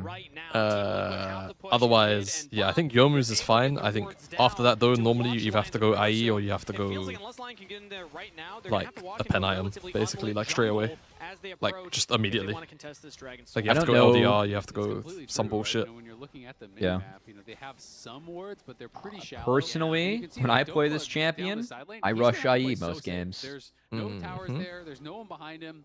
I think in the 1v1, he's been doing well. He's piloting the character well. I don't really get the Youmuu's. I mean, I get Youmuu's, but I don't get Youmuu's, you know. They haven't been Stormbrazer now, yeah. So that really is the question. Have they done enough to put this? But it's just about like timers and spikes, which can change a lot in pro games, like what the teams want, and provide a lot more merit than like solo queue, where it's like, oh, just build what's most efficient, because you're not going to play with the same coordination. And consistently, they're not getting the push in these waves. Now they are in the mid lane as Saint jumps in on a Quid. Inspired follows up as well. I don't like Inspired to take here. Oh, Jose fucked up. Oh, wait. Jose should have been dead there. Jose should have been dead. And Deadly Flourish will land, plus a Tempered Fate. It's only onto Dokla. It's only the Irelia who flashes away from the follow-up CC. So Lion do get their top. Yeah, when you're playing Xin in the J4, the only thing that you are tracking as J4 is the knockup and not getting your EQ canceled. Like that is like the #1 thing. Big play. Now for the fight with no. Can they deduce that Akali's there? Yeah. No Mega Gnar available for Team Liquid. Because they saw the sweeper and then they saw the flag. I think they should be able to deduce that Akali's where she's at. Between worlds as a flash for Cataclysm flashes Whoa. from Isles and company. Dokla taking a big TL question mark? Morgan trying to retreat, but the Dragon Soul is secure. Now this is why people were predicting Lion over TL. What the fuck did I watch? Shimada! I'm stun locked, man. I'm so stun locked, man. It is Soul for Lion, and TL takes a fight where the majority of their teams over the enemy wall. No, it's good. Honestly, it's good. No, like Cubby just like. I should chill? Yeah, okay. C9 prefers 9 as an opponent? Okay, yeah, got it. We're giving Soul? We're giving Soul! We're giving Soul!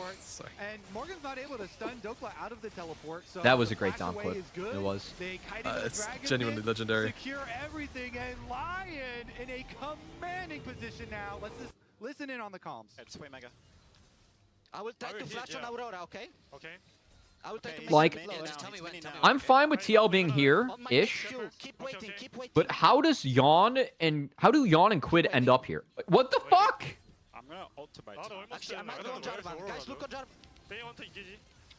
Like, how does Yawn end up here? Sincerely. Aurora dead. Focus on Jarvan. Looks pretty good. Yeah, Jesus fucking Christ. Try to kill Gnar as well. Try to kill Gnar as well. Yeah, Nash after. Yeah. Sorry, I flashed way too early. Okay. Man, these comms just play around banana. These comms are clean. Wait on NXQ. He charges up the Q on the Dragon now. Hold. Temper Fate onto Dokla with the curtain call. They're trying to get some slows and some damage down, but I mean that Seraphine shield just nullifies every tick of damage coming in from Yan. And they were able to delete Quid. The Aurora instantly went down with the flank. Deleting, Yan has a flash away. Dokla with the Vanguard's Edge follows him up. Turret's doing some damage here, but now Lion trying to turn their attention there. Oh, that encore caught too. Wow. He still lives through it all. Oh my god, how OP is DD? Wow. Like to make a prediction. Did you see the triumph of DD heal there as well? Yep. He just healed like 800. Yep. That and Seraphine. Yep. I guess they outscale with Seraphine. I wasn't expecting that with Irelia Akali. I really wasn't, but it feels like they outscale now. I mean, they got Hextech Soul, which is like Omega OP. If Lion kill the Nexus, I think they'll win the game. This game was so weird to me. What will he predict next? Because I really feel like TL have all the tools to make plays, and I saw them make plays, and then they just didn't get dragons and played the soul fight so horribly, the game's over. Wow. Yeah. Yeah, no, I think TL deserved this loss. Yeah, to they be do. honest. Jesus Christ. Yeah, that wasn't even sarcasm. No. Sorry if that came off sarcasm. No, I think they deserve that loss. Yeah, no, they 100% do. Jesus Christ, what do they witness? Loving the listening on the comms as well. And 2 games now. All right. For Dokla, unique champ pools. Can we get any Eat the ads, gentlemen. Huh? What do you think? Scoff them down. I want it. He's a veteran. We need it because after a game like that, why not have that confidence? 2-1 up off the Dokla Aurelia.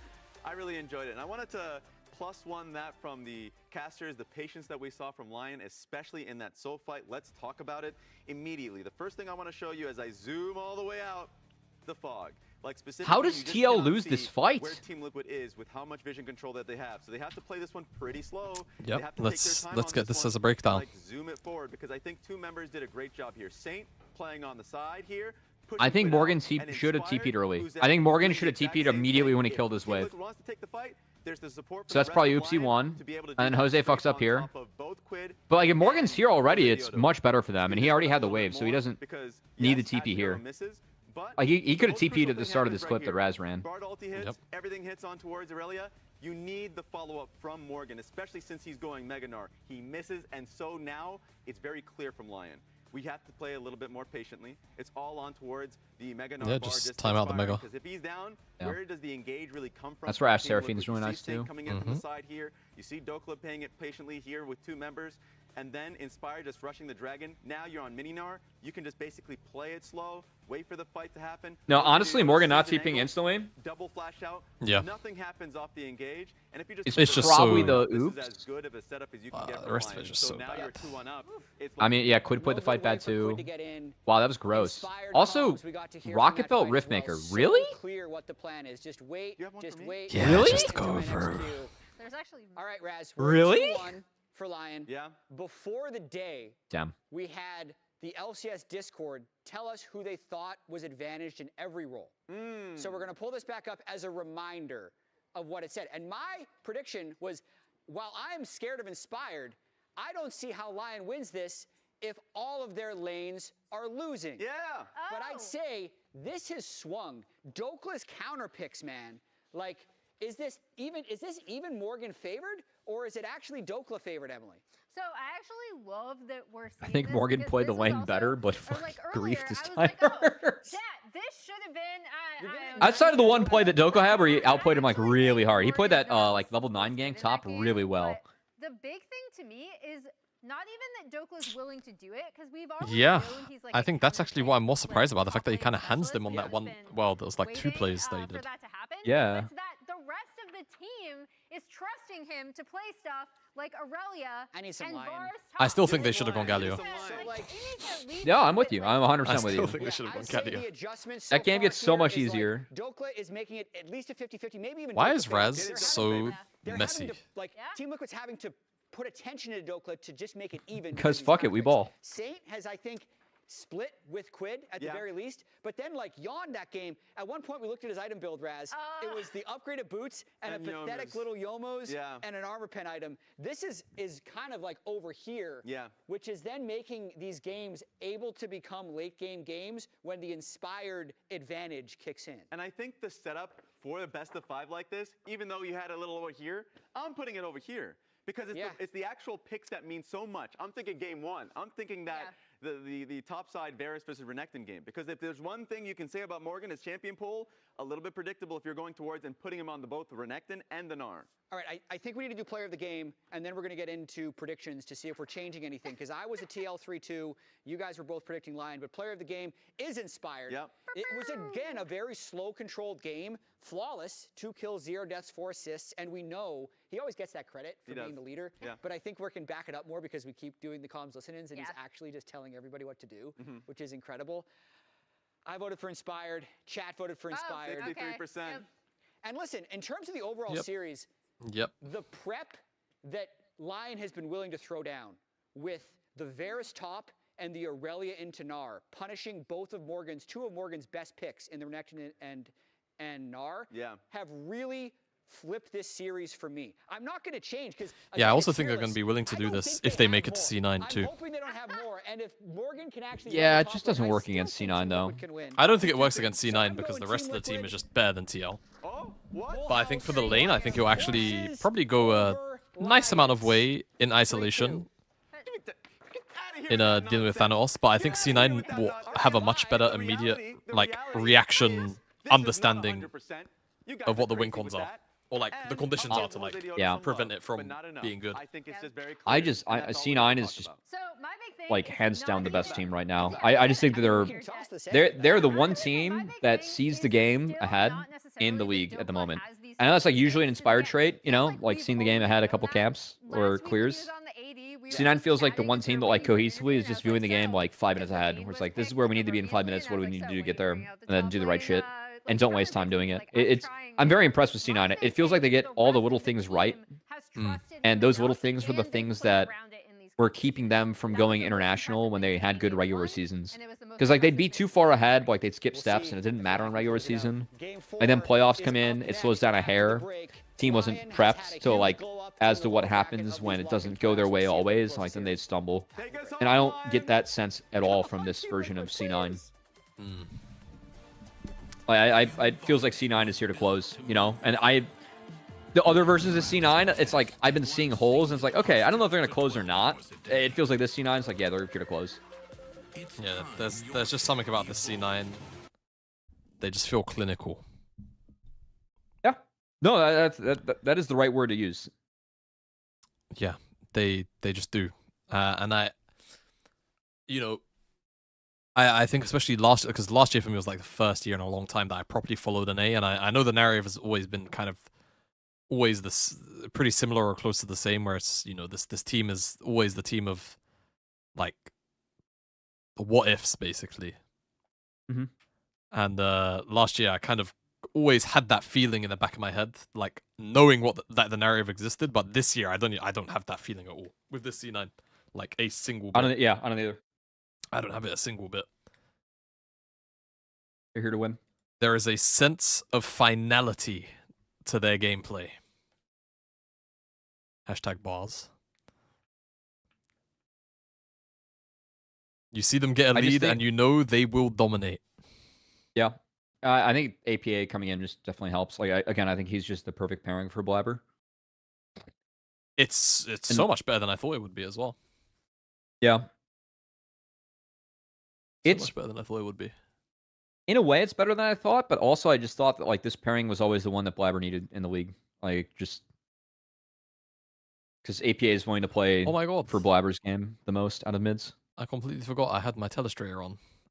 I like turned it on at the start of the stream. I just not used it at all. I guess because I'm in call, so I always I forget. You put chat on there, or what do you use it for? Just writing.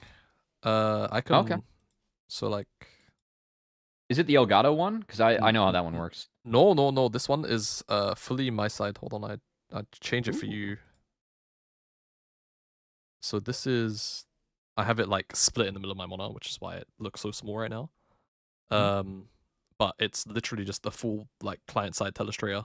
I still need to message Joe, like the producer fella. Oh yeah, because he is the one that built this for me. But I have fully functioning telestrator with draw tool, circle, highlight, which is like the kind of soft see-through one, but it's a little bit bugged right now, and then arrows. And then I need when I say it's bugged, I mean that like comes back up, so I have to refresh it in OBS and then it fixes. But yeah, it is very, very cool that I have this. So normally I'll use it. Oh, and the other thing as well is on OBS. So like, for instance, because we're in a break, I can do it, right? So this isn't actually how it looks on stream. On stream right now, on my stream, there's a pip of the main, I see the main feed. Yeah. So what I can do is I can pull files from here. So like this is from like LPL. Oh, it's gonna do this weird thing. Give me a sec. This is one of my short videos, but this is from the LPL. You can see here's me in the bottom left on one of like, the versions of the recordings. I think stream can hear this replay operator. No, I have it muted. But yeah, I can basically, from OBS, so like, for example, I'll just hit start recording right now. I'll just like, actually what I should really do is I should be recording it from here, but now it's going to look really weird. Stop recording.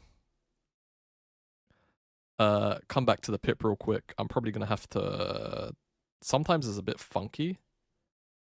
Close, open. There you go. And it's here already. So I can build my own replay files. That's cool. Shout out Joe. Yeah, Joe's really awesome. Oh yeah. All right. As long as it's not me, I'm down. Like, sorry, not replay files, like replay packages from from a stream. It's really, really cool. All right, I gotta get more water, and then I'm right back. No problem. Honestly, though, not Kasante can do a Raptor recall clear in 2:55. Can he now? How min-maxed is it though? It's just that LYON are so decisive and have a very clear game plan of how they want to play. I feel like as a jungler, they are not rushing a lot of plays. Misunderstood the sign. No, I'm just saying factually. Sorry, Kobe. What was your point? I was just jumping in there. I didn't mean to derail. Yeah, buddy. Keep talking. You want to keep my side? Yeah, of course. No, oh, I first timed it. Oh. Yeah, no, I agree. I mean, I feel like the 2 games that TL lost, they kind of lost in a similar 2 smite though. I will say game There's 3 the they were a caveat. lot more proactive inside lane plays, but it did feel like they waited till a point in the game where LYON's 5v5 comp was a lot stronger, where, you know, in the first time it was about these luxury items coming through. This time it just felt Any like champs you're looking at for this draft? TL good engage in a team fight in that last All the S tiers are out. I think mids we're at the point where it's like when you give up 3 dragons in a row, oh shit, did I rechange the thing for you? And if it does not no, but I'm alright. Well, no, that's fine. Game. Like that's pretty much it. And you know, Morgan came in with the Narbar there charge. They waited, and then as soon as that happened, they still had to force the fight. Fuck, what was I saying? For free. I think you're looking at things like Syndra. I think you're looking at things I would rather see them just in that realm like Victor as well. Yep. And I just like the Vi's still out. precision at which they approach team fights. You know, he's like, could be a Lee Sin game and Pantheon. Yeah, I think Panth is really good right now. People, in my humble opinion, underrate that champ and also overhate that champ. Yeah, I think the overhating comes from a point I use when I cast that champ a lot, is that I think that your comp needs to be able to win frontline when you have a Pantheon. Because he needs to auto and get his empowered abilities, and if he can't function like that, he's not the same. I also think one of the things that makes Pantheon powerful is the ability to just completely dominate a side lane. And what I see a lot of the time is people pick Pantheon and then not pick like strong side lane 2v2. Yeah. And I think that's a really easy way to undersell a Pantheon. It just went that one-sided because Morgan was dominating top lane. And so I do think that, you know, a lot of people are coming to this series thinking Morgan was going to smack Dokla around. But LYON came in with the game plan of these counter picks. I think to really throw a wrench in gears and not allow Morgan to play with combo. Well, how about what we do? Ezreal Karma Watch? What we do is we lock in Graves and we just smile. We lock in Graves and we just smile. But yeah, Ezreal Karma is also pretty good here. We are going to scale better, okay? Yeah, I think you want to deny it from TL if they're going to first pick Mundo too. Mundo early on with a lot of the jungle being wow. Graves plus Smooth Operator on Spotify, yep. And so they want to get that's a great song. Good, you know, scaling front line for dude, what the fuck do you even play here? The answer from LYON though is double poke bottom lane. Okay, fine. You're gonna go scale with Mundo. Actually, so I'm in LA and a fan of comedy. And the last time I went to the Comedy Store, it was like one of the best clubs in the country. There was a comic up there that was doing a Smooth Operator on stage. And the premise was that it's like he was like talking about like his own dating life, and also talking about like presidential policy and like how to get out of issues. It's like Smooth Operator. It was good. It was a good bit. It's well thought out. Mundo already demands some consistent DPS to be able to deal with them, so I'm kind of curious what Saint is going to bring out to be able to put pressure onto this Mundo, because I just think all right, what do you got Inspired? Not it for getting the job done. And if you wait to do it here, then that means there's 2 more bans going over to Team Liquid, so that pool gets pinched even more. Dead, man. Ari. Let's see if they can just push You. more because you basically I know Saint's a very good Ari player, but you. win before he scales. Yeah, exactly. So, All right, well, we want to win as Victor's quickly in as Japan, possible. Ari, huge I playmaking think, champion or at for least mid Victor lane. has to go. And I think so Victor they into these wanna champs try is and really make, OP. You know, a lot of one item My humble opinion. fights and victories and Oh, skirmishes to go off Steven Ander's chat, by the way, I'm kind of curious what chat thinks of this. The rumor I heard in the offseason was that Inspired picked. Pantheon is banned. Like all of these. Oh, that's Cagel's co-stream is definitely going ham off that. It's not that there's no AD pairings. You can still go deeper into like Viego. LYON and Inspired picked Isles over Ayla. I'm curious if the chat would have made the same call. Fuck no. Yeah, I wasn't. That's exactly what I said. I would have never made that call. I think I would have made Ayla. I think that Ayla had a really impressive back half of his 100 Thieves run. Do I think it just means he's a better player than Isles? Honestly, kind of yes. Yeah, it is still Coughing Baby versus Coughing Baby. Yep, and flexible. But yeah, I don't know. I think Ayla sees the game better out of lane than Isles.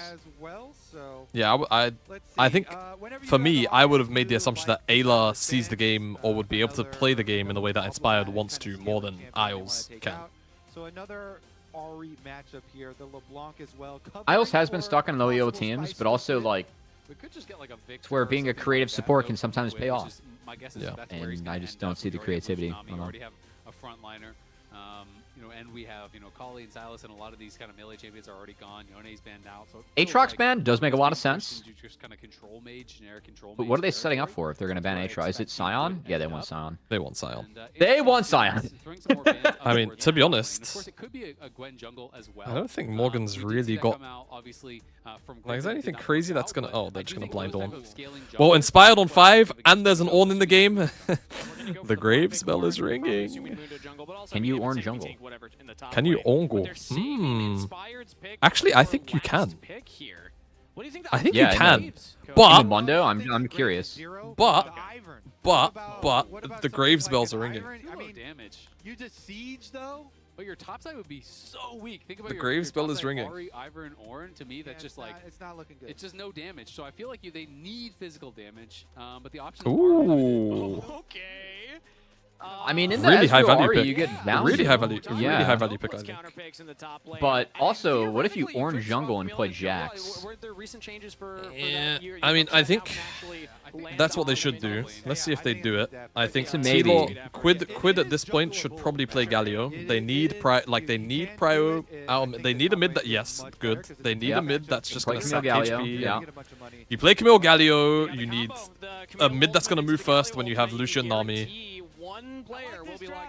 Now, yeah, move. I think this makes Nami so much more powerful too. Because the tidal wave with Camille Galio is so OP. So fucked up. Move the Ornn jungle. Yeah. Yes. Nice. I don't know anything about Ornn outside of LS streams. It's so good. Yes. It's so good. It's so good. I love this. It just has to happen. Clot! They've given him Vayne. Pussy bomber blood clot. They give him Vayne top. I mean, they just no guys. Ornn jungle. Like Ornn jungle.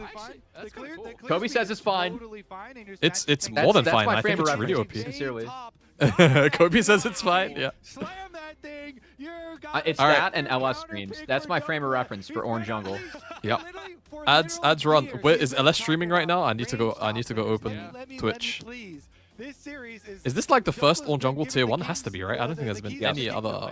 I'll look. I mean, I haven't played this particular matchup a lot. Obviously, you're always going to have to be worried about ganks, especially post 6 when they can just throw down the ultimatum. But you should be able to just interrupt the hookshot very easily. Anytime you're going for a hookshot, you're going. Yeah, no jungle across any region. Yeah. Oh wow, any. On the wall with that. Yeah, any. I'm GOL. There's no jungle. Wow. Yeah, that shit's OP. Let's see if he's probably gonna know how to do the fast clear too. Get to the team fight stage. I was talking about you have Ezreal and Ahri. Who's gonna kill Mundo? Ornn can get outpaced pretty well here. Nah, it's not even that bad, bro. You're gonna see Ornn clear is actually pretty nice. It's really nice.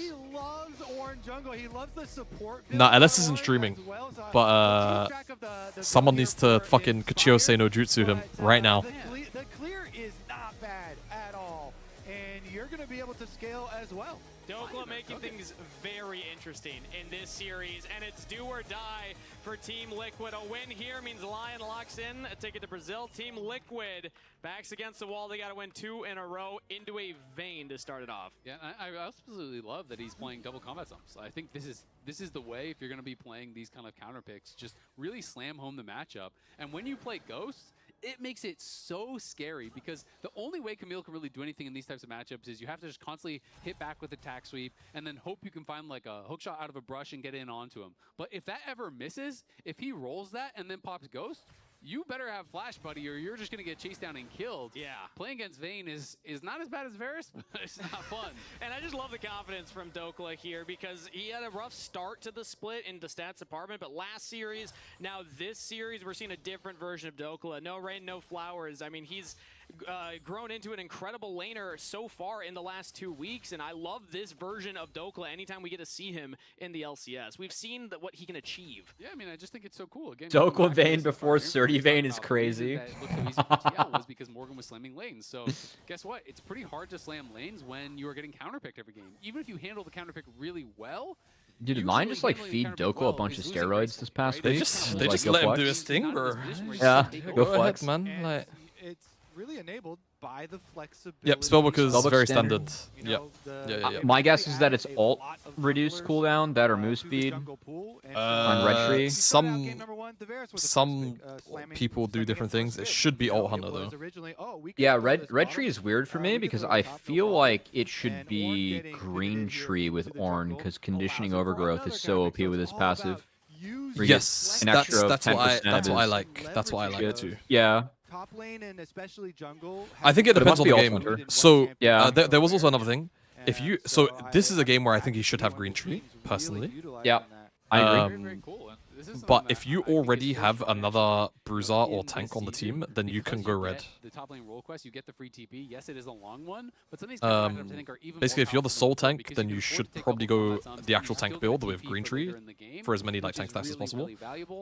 If you feel like you're not gonna die though, I guess you can go red, and it's fine. Looking for an early gank here with Quid setting it up, but big damage onto Quid means that he can't continue the chase down. Saint absorbs that, and okay, we're just Mundo clearing. Yeah, I mean, you got Ezreal Karma pushing in, so Jose. Yeah, I mean, like the Ornn tech again. Like when I'm in Nublo, the Ornn tech for me is conditioning overgrowth, refill pot top lane, hit first 3 melee creeps, get D shield to go from there. Yep. Oh. Yeah. Actually, yeah, he is committing to the play up here. Maybe oh hell no. That is used already as Morgan will get condemned back. They couldn't condemn Morgan quick enough, but that's still fine. Yeah, Morgan was in fog and he didn't have trinket because that would have been the ideal, right? Is you trinket the brush and then. But the fact he got out with flash up is fine. And has to base at kind of a more of a weird timing, so he's not gonna have as strong of a buy.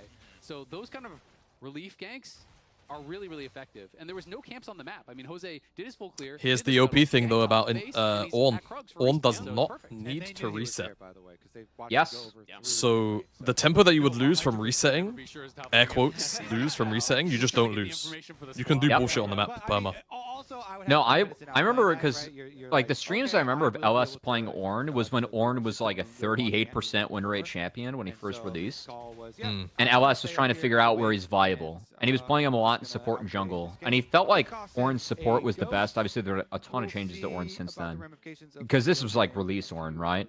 Yeah. But he was like trying to figure out where do I play this champ, like where, and he was a big proponent of Ornn jungle, with that being kind of like the Shen logic, right? Where I don't technically have to reset because I can ult back out onto the map and affect any play I want. Yeah, like you can just extend your tempo until you have items. Exactly. Like even if you reset as Shen, you can still get on the map wherever. And same logic with Ornn, except you don't actually reset, like you're just here. Ornn is not going to be completely starved. You can go for what do you think he builds with the G belt? Is it the harness? It's got to be harness rush. Yeah. And I just love the fact that they no longer are pressured to say ignore the Ornn. When we just saw the first 3, he's actually we felt that was what they had he's to waiting do, for. Now they also do have this scaling option. He's waiting for his Krugs. Obviously we're really excited about the Ornn 550 marker. I still really like the 530 what marker. TL's composition is as a whole. And in my mind, I'm still thinking he wants to play top crab inspired. If we full send Camille, Galio, onto the Vayne, and the Vayne dies at the start of the fight, getting taunted out of Invis, well, they still have no one to kill your front line after that. Yeah, and they're going to go mid first. Again in the mid lane, that will get Spear Rush out from Sane, who actually comes back in for some more damage on the Quid. No more CC threat, so he's just dancing. Well, now he's actually just not going to be on time for Crab at all. Efficient little pass through again because he's just going to Crab. So Mundo is on company time right now, and he's just making efficient little moves. Okay, no Ahri ult for now. Wait, they're trapping him on Crab while the bottom fight is going. Bot side. Yeah, Berserker actually oh, Inspired. Avoids the first E from the Inspired got 6 in a freebie. Yeah. Oh my god. He's the GOAT. Inspired just the GOAT. He still managed to. He just must have won the smite. Crab. Yeah, he did. But he didn't have he didn't have the what do you call it, the upgraded smite either. He just won it raw. That's a crime and a half. Oh, he flash smited apparently. That's a crime and a half. Very costly as well, because and that's what I was saying. Look, hey, look what he's got. He's got Ghost. He like look. He's got Ghost now. I mean, Jose kind of knew what was happening, right? Like, he goes through mid, so he knows that you've shown, yes, it is efficient pathing, but also the Vayne had full push. Like, let's look at the mini-map here. Jose pushes it back to bot because Vayne is moving. And then Inspired flash skew smite. Oh my god. He was in his head. Oh my god.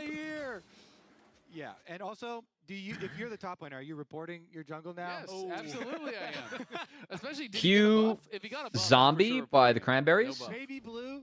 Yeah, I didn't quite catch that. He definitely didn't have red, I don't think. Yeah. If it was That's always the doomsday. When you're in a melee versus range matchup and your jungler goes and dies them and they get like red buff, you just want to FF. So Vayne's first buy was a dagger and some boots, but now he got a BF sword on that. That's a little better. Next buy. Yeah. That was paid for by your Mundo. it's crazy because the first blood bonus back in the game, so I mean that was huge. Inspired, flashing for it, getting the crab also. It's just the best possible outcome there for Lion in a critical game. This is a must-win game for Team Liquid. And we see already Morgan's game plan has changed. He's not staying in this lane. He roams towards mid, hovering there, seeing maybe there's something to find before my wave shoves in. So Dokla went BF. He's kind of still focused probably on gonna what go he is able to do at at this stage of the game, which is currently just catch this wave. I actually am pretty on to crit Vayne because the Q. I think it's fire. I think it's good. Yeah, the Q bonus AD is really big. Yeah, I think even like there are some Vaynes that go like Essence Reaver and Storm Razor or some bullshit like this. Yeah, that's also not actually bad. Reaver could be it. Yeah, you get Sheen proc, you get crit, you get a decent amount of AD. Like Vayne actually weirdly does have mana. Oh. Can't have mana issues in top lane. Oh. You know what? That's my Western goat. That is the Western goat. Fiend Hunter, good on Vayne. You don't really need it. Not bad, but I don't really need it. Yeah, I mean, you know what? I feel like Peanut would have missed that ult too. Maybe Inspire's just shutting him out. Yep. Petu, this Shen main in Europe, has been jungling a lot, and he's actually got everybody to start playing Protoplasm first, Shen jungle. Seiyu's Ornn XD. Really early, super cheap support item build. I can't wait for the Ornn jungle play rate to go up because Inspired played it. Want to be super tanky, but it is. Oh, shout out to First Strike Ahri, by the way. That is slept on. Oh, yeah. That is good tech from Saint. Because Electrocute does not matter against Galio. Just fucking scale.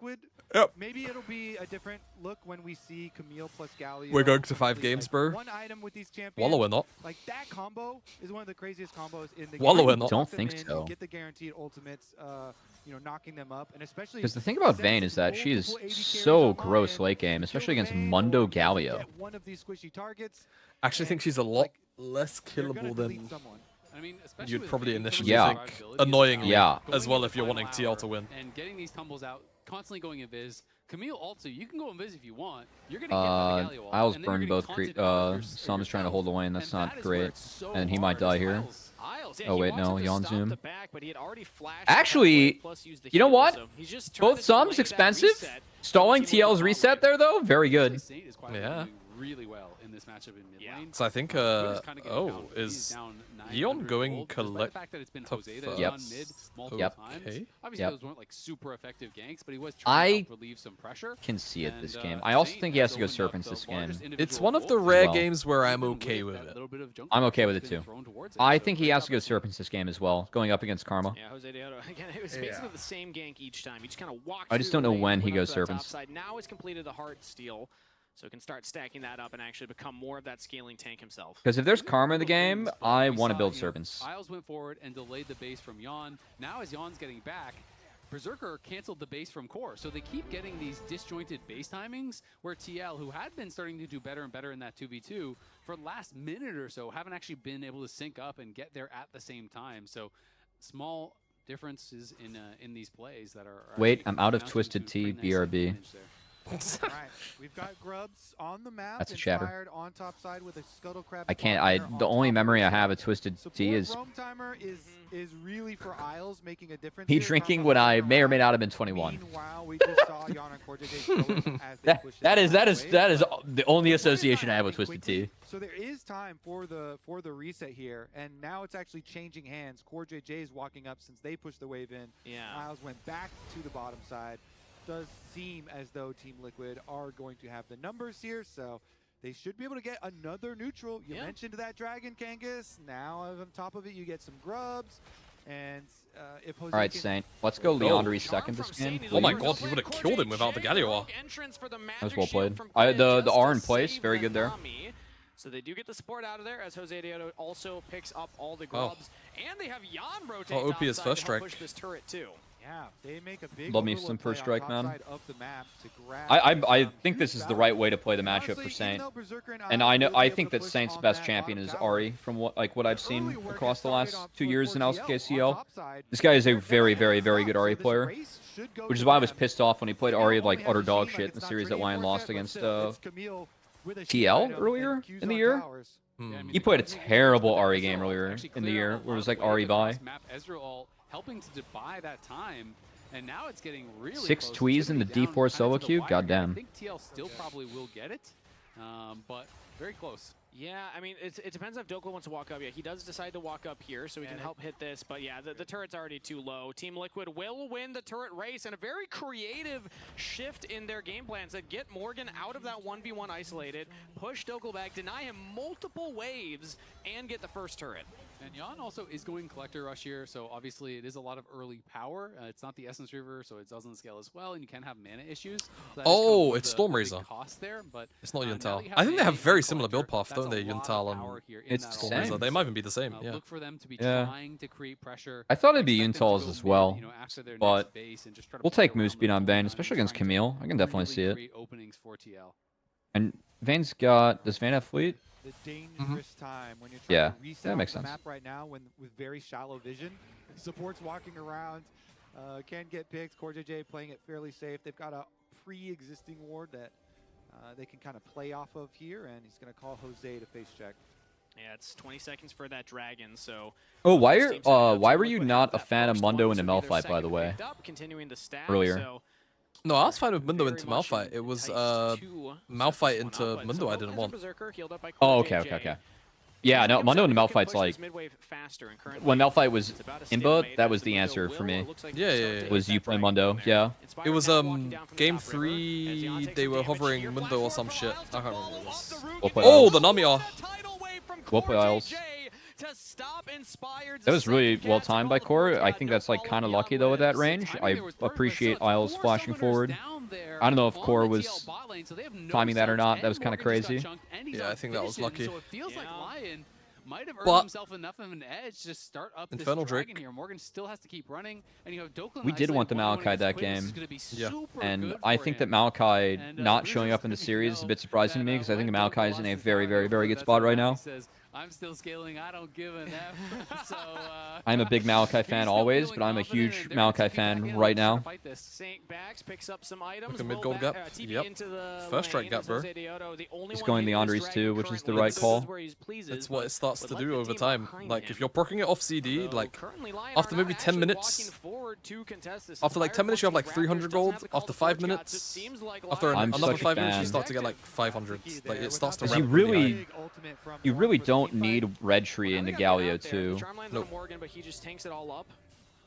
So I'm a big fan of the setup the Saint went for this game. For that top lane, you're gonna try to farm plates. Another charm lands from Saint. What a snipe! Wow. He has just been clinical with these. Finds another pick there. Dude, what was going on with Saint the first couple weeks of the season? Don't know. To keep the Nami alive. I don't know either. This guy was good last year, you know?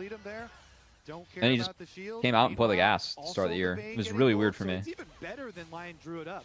They get a bonus kill on top and can continue to push. This gold lead is ballooning over 3K. Gets another turret plate for Saints. You mentioned how well Saint was playing the lane. Well, he's also been playing these little picks on core quite nicely.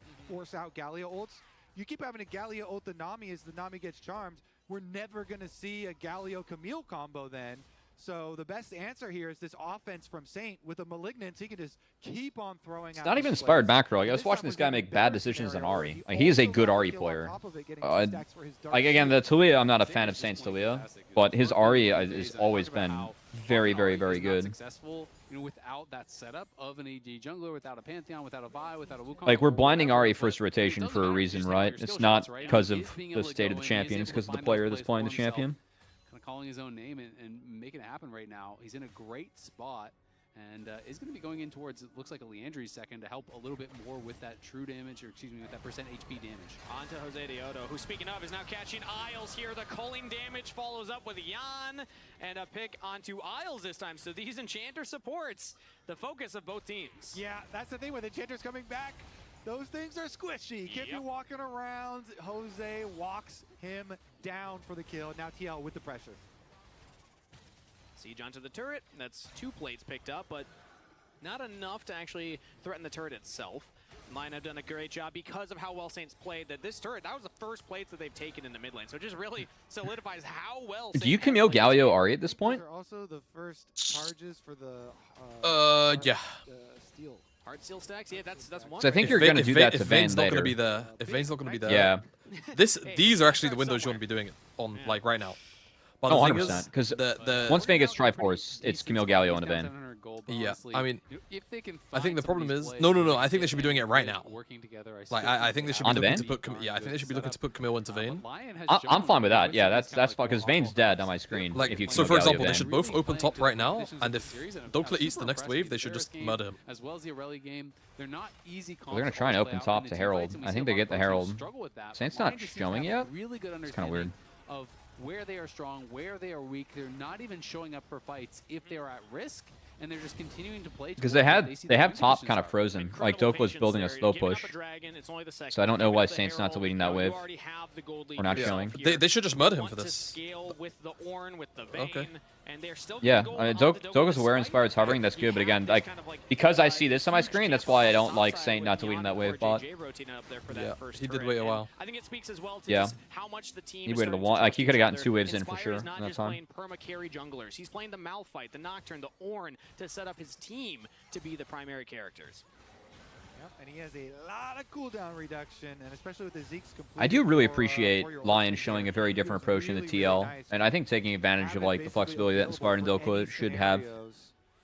In theory. One of our AD carries that definitely has the Lucian card. He is allowed to play it. He is very good on it. And it is collector rapid fire. So I also appreciate Dokla Freeze like really trying to play his wave back on Vayne. Like just understanding he's a timing based champ, right? Of getting, hit by an Ornn or something like that. Because you don't want to play waves on the enemy side. Pretty low as far as the explosive engage, really besides something like a Charm Flash. He's got to play that line, right? He's got Quid's on Fraud Watch after lock-in, I 100% agree. But I think it's a part of a downgrade from Jose to or River to Jose, but no, Quid has not been great this tournament. It's not a hot take. Morgan! Okay, it's fine. It's fine. That's a shutdown over to Morgan. They should be synced. They should be synced. Don't overlap. This combo is deadly. Beautiful camp here from Morgan, and just waits in the dry brush. You know, they didn't see him, and they assumed it's just. I said Morgan. That was a quid. That was a quid button issue, but still, Jesus Christ. So nice quick play for TL. Big rewards there. They chopped that gold lead down.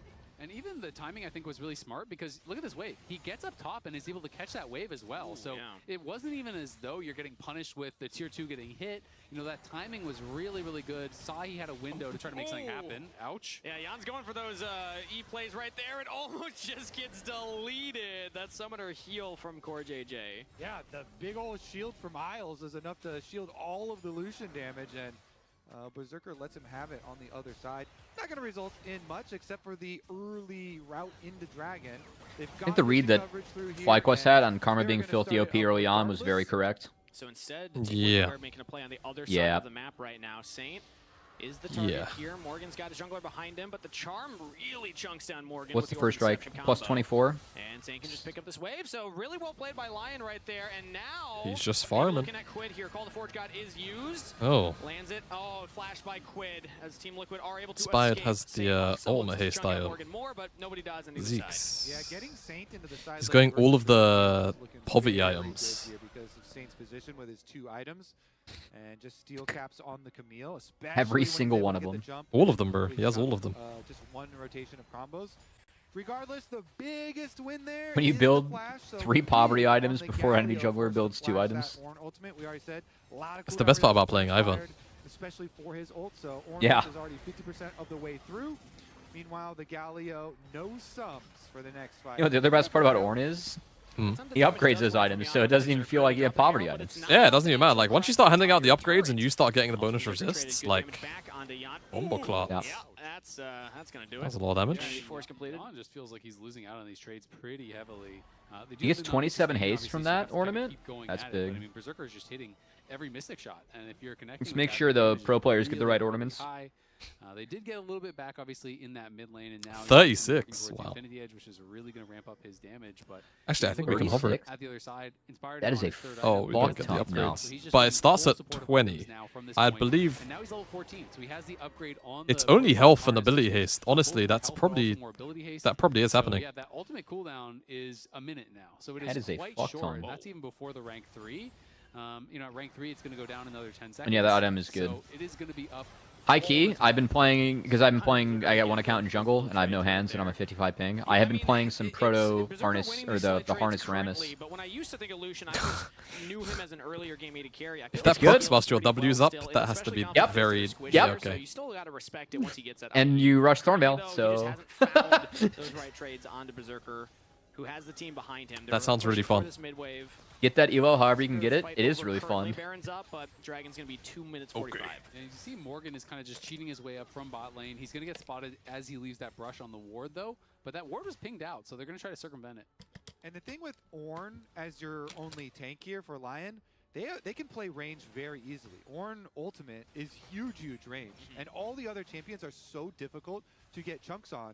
So it's actually TL that are forced to make the all-in call. They have to make these snap engages, and with the Ornn upgrade on Jan, he was already hurting. Now he's going to hurt even more with the Trinity Force upgrade. So if LYON can play their range correctly here, what ping do you get when you're in Chicago? I don't have a PC set up back home, but when I was at home, I had 19, and now I'm at 55, and it definitely sucks, because I'm not nearly as good as these guys, but I could hold my own, at least playing a little bit. Like, I played in college and was, I'd say D2 plus for 4+ years is probably the most accurate way to put where I was at. Oh, just find a pick. Yeah, there it is. And I played 4 different roles for that. They're going to go Baron. They're just going to force it. Very forward position, and Team Liquid found their window. They have a 5v4. That was death by ward. The ward over the wall saw him. It's Core JJ's bubble. Q Polar Bear in Arlington, Texas from Steve Nader in the chat. Dokla's walking all the way up. Morgan has a deep flank around the buff, not spotted currently. This is a good flank from Morgan. They're going to turn. Yeah, they're going to turn. I think you pick Van, you turn. Oh, wait, pick Ari. I guess it's Berserker. Oh, they get Zerker. Get Camille Galioed. We'll put Saint. Hold. They can. No Barons, no Barons, no Baron. Oh god, they're gonna reset. Berserker's the wrong call. Berserker was the wrong call. Oh no. We were talking about this. Oh! for LYON showing Oh! huge at the Baron. Dude, that charm hit, that's another. Berserker's the wrong pick. And Saint Yep. delivers. Holy! He is popping off this game. Huge performance on the Ahri. And It had Dokla to be gets the shine there. Ahri there. Ghost popped on the vein. They get to chase down. Yeah, I think where Dokla's at, you got to go Ahri. Exactly. W Flash didn't really. Wow, nail it, that's to be honest. He missed bad. The W as well as the E, but flashes onto Berserker, gets the ult down. Yawn pushes forward. They knock down Berserker. I think Yawn's but the flash problem is also right unnecessary. Here, look at the carries from LYON. I think Yawn Really overcommitted untouched. too, which is Saint part of why this dashes to went the side, back able in to Lion's finish off Yawn, side. And Dokla has so much consistent damage. Even with the numbers, they realize we've got no cooldowns, we've got no damage. Dude, the thing that's actually juiced there as well, Dokla used his auto on the ward, and I think that gives you fleet, right? When you proc it, like it gives you the energized proc. Just the movement speed. Okay. Yeah.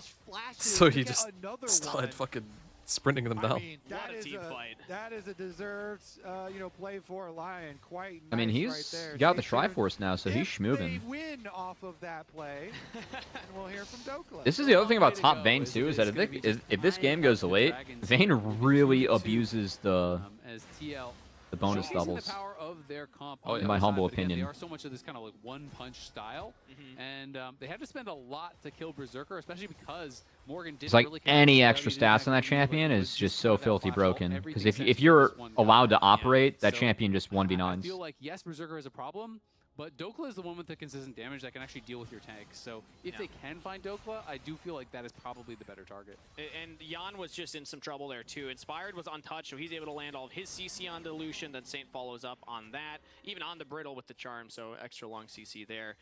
The team fight's working out for LYON for right now, but their job is not done. They only have a 2,000 gold lead with Even Dragon, so it's not like they just massively jumped ahead there, but I'm happy you're highlighting this, Azale. That is a third Ornn upgrade for Dokla now. Yeah, and that is extra stats, right? So it doesn't show in the gold lead, but that is, a couple thousand gold extra on top. So when you're looking at it, it's probably more like 5,000 gold-ish worth of stats that are in their favor. And of course, again, when you're talking about a comp that has a lot of upfront damage, like TL's does when they're looking for this dive, the flat resistances from the double Mountain Dragon are going to be really effective as well. And if you're going over, like, stats that are kind of hidden in values here too, usually for Mundo, you're thinking, oh, you're going to have a bunch of stacks on your Heartsteel. 40 health. Ooh. Well, we've got, that is 40. 2 procs. The enemy team, as we said, it's mostly range, and then Ornn is this tank that can play from range because of his ult. Yeah. And so it's really hard to get a lot of the value, the stat value out of that item. Let's see it. Oh. Donk, donk, donk. Giving it to... Maybe he didn't. Maybe just he got out of there. I think he just built for himself on the Rift, yeah. Bob the Builder over there has the Abyssal now, so... The Triforce upgrades are correct. More magic damage for the squad. True. I think... even more. The Ornn guy says that it's always better to upgrade items that are the least stats possible. Oh, really? Yeah. Counter pick in the top lane, a lot of resources that Team Liquid because the stats are split equally. He's still back in the game. It's not like a massive gold lead, but 2 kills plus the upgraded Ornn item, and Saint in particular amongst like the item stats, if that makes sense. 2.4K gold. Let me go see if I have a he's been playing fantastic the whole time, and now that Dokla is reaching this kind of critical mass still on the vein, ornaments. it's going to be so hard for Team Liquid to punch back. Fire just finished his clear on bot side and just TP'd over towards Baron. I used to have one from old ref. Focus there, and obviously wants a different summoner for the fight. His flash is back up and available, so that's you get 1k gold off his stats regardless. Yeah, but it's like you would probably rather, like, for example, upgrade IE or BT because those items only have like 1-2 stats, right? Because this is series point if you lose this game. And if you lose this game, you're not going to America's Cup. You're not going to first stand. Your split is done. You are done for a month or 2 really at this point. So much they split the gold with and without haste. Triforce in 14 was pretty valuable still. Because they devalued haste a bit. Right. Morgan's going to have to link up with the rest of the team. Completes the back. Has a teleport available, and LYON I think you have to pick Dokla for the combo though for TL now.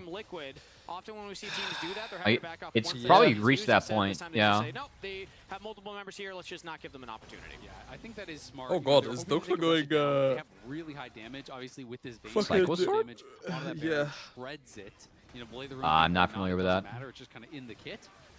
But once you're spotted, there's so much AoE, you gotta be careful. It's just a bunch of extra damage on auto, and then like the slow is pretty OP.